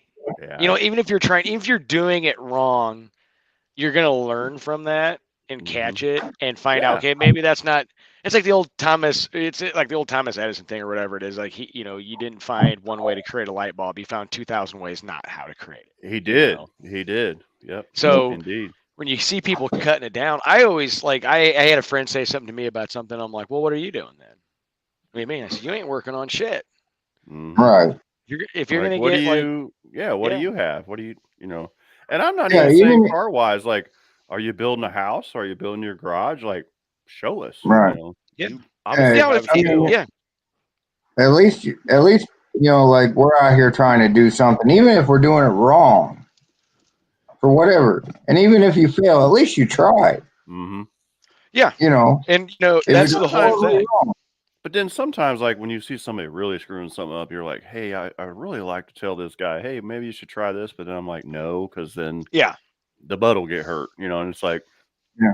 Now, if you know somebody, like if you DM me and say, man, you really fucked that one up. Here's no, what you and do. I would to you, right? And I would expect that the same, yeah. like what Open was your constructive problem? yeah. Well, it's like my brother-in-law had sent me a text message, and I don't like the bastard. And he found out that I was doing. Tell us how you really feel, Jeff. He found out I was doing YouTube, and I said, yeah, here's what I'm doing. And he's like, oh, do you know this channel? I'm like, no. Do you know this channel? I'm like, no. And he clicked Do on you one. I'm know like, how yeah. many channels are on YouTube? That's what I said. And he clicked on one, and I said, yeah, I actually know that guy, And then he clicked on this one, and it was talking about this drag racer back in the day, and I actually knew the guy very well. And I said, yeah, that video is pretty good. I said, but some of it's just not correct, I said, but hey, you know what? The guy made a cool video. And he's like, oh, you should call him out, this, that, and the other. I'm like, no. I avoid drama. I said that's like Facebook 6-year-old bullshit, and I'm like, if he would have really overstepped his bounds, I would have privately said something like, hey, this is actually that's the classy way of doing it. Yeah. Like but you don't private message them unless you have a connection with them as well. Like if you private message me like, dude, something was really effed up, right. and I'm like, oh, what I do, whatever, But then some jackass just messages me like, hey, you're a fucking moron, or whatever. I'm like, I know. It's like do it the classy way. Because we're Yeah, all here to have fun. Like, hey, man, And I mean, there has been lots of times where I've been like, hey, I would really like to, help you out with this, and they never respond, I don't say, you're doing it wrong or I have a better idea. I would just really like to help you out with this. And the nice part about it is we're not like classed. Everyone's doing something unique. Like a friend of mine's like, you're putting all that money and time into a 4,000-pound car. Yep, sure am. And guess what? It's going to be obnoxiously loud and stupid looking. Yeah, if you guys watched the live with Uncle Tony assembling that engine here a couple of weeks ago, Christ, the amount of negative comments that came in when he had that last piston one going. Everybody's like, "Oh yeah, just use a hammer on the piston and straighten it out." And I was like, "What are you talking about?" And the thing is, I like watching his videos, and he does have that anxiety piece that he talks about. Now think about putting together an engine live, knowing you've got how many people looking over your shoulder and can tell you all at once. I did that one night. I don't know if you were. You may not even been watching me yet, but I did that, and we actually had a problem with it the same way, and I felt like an idiot, because I didn't check everything beforehand, and it was something simple. I can't remember exactly what it was. Oh, I know what it was. The ring compressor. We used just the cone ones that you put it down and push them in. Well, Rob thought the engine we were doing was a 30 over, and it actually was a 60 over. So I didn't have a sleeve. I had a 30 and a 40. That's all I had. And I felt like a big dummy, Well, it's like when we were starting to put that motor together this weekend, the guy that's helping us, that's all he's done his whole life. And he was having nothing but problems with his ring compressor. And I edited some shit out because I didn't want, people to think this guy's an idiot. And he's not. And when we had stopped and where I edited it, and I said, Jimmy, let me see that ring compressor real quick. I said, I keep on seeing it cocking, I kept on seeing it cocking when it would go in. It would it's like this, but it kept on moving. Well, the little tab that it goes into was bent, and it was pulling it up every single time. So, of course, he just goes in the back room, and he's like, I've got like 4 sets from the 60s. And I'm like, holy shit, So it's stuff like that people can take the wrong way, because they don't know. They've never been there, And I just happen to see it because he's on the other side of it, not seeing it. I'm looking the other way and seeing it move. So, 2 sets of eyes are better than 1. Right. I got licked in the armpit. Yeah, I saw that. Yeah. Climbed up your sleeve. Yeah. Yeah, I really do need to get off here. It's 9:30. I've really enjoyed tonight, but I really got to go to bed. It's been a fun live. Yeah, I appreciate They're always everybody stopping by. It has been fun, yeah. But, you know, like hey, Ken said, "Fuck view. I want to get hate like that on a video." Well, Ken, let's scheme on that. Yeah, work on that, Ken. You can get it. Don't worry about it. It'll happen. when you get to that level, you'll think, "Man, I made it. I have freaking made it." Yeah. When you actually have to block somebody for talking about your kids, that's when you know you made it. Yeah, that's pretty bad. Yeah, I did.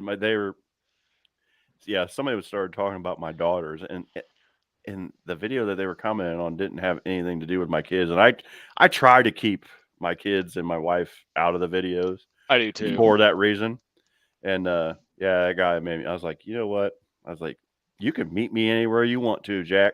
You know, like you can talk about anything I have. But you start talking about my kids, now we have a problem. Then there's I don't think the world realizes the average gearhead is also a very protective dad. Definitely very protective, especially over my girls. Like my son can take care of himself, you know. Like, you want to mess with him? Go ahead. You know? He's 20 years old. He'll climb you like a tree, you know. Yeah. But I got 3 girls, and I would take awfully offense someone talking bad about them. I have 3 girls myself, Travis. So I've got 1 girl and 1 boy. Yeah. My boy's 13. My daughter's almost 17. I've got a 31, a 25, a 22. That's my girls, and then my son's 20. He'll be 21, and then I have 2 grandsons and a granddaughter too. So I definitely won't mess with my grandbaby. I'll cut you. I always joke with my wife because you know someone's around, like, oh, you know, like when we're friends or something, you know, that she met at work, you know, how many kids you got? And I'll be like, well, we've got, you know, a 17-year-old and a 13-year-old. If she finds out about the 21-year-old in Brazil, my ass is grass, you know. Oh, that's where all that money's been going. Yeah. No, and you thought it was cars. Yeah, you thought it was car parts. I got you. Joke's on you. Yeah. All right, guys, I'm gonna get off of here. Yeah, I appreciate it, guys. I'll see y'all later. Everybody, you guys have a good night. Yep. Take it easy. We are out of here. Later. Later, man. Later, Gator. All right, everybody. Have a good night. Been great. Had a great crowd.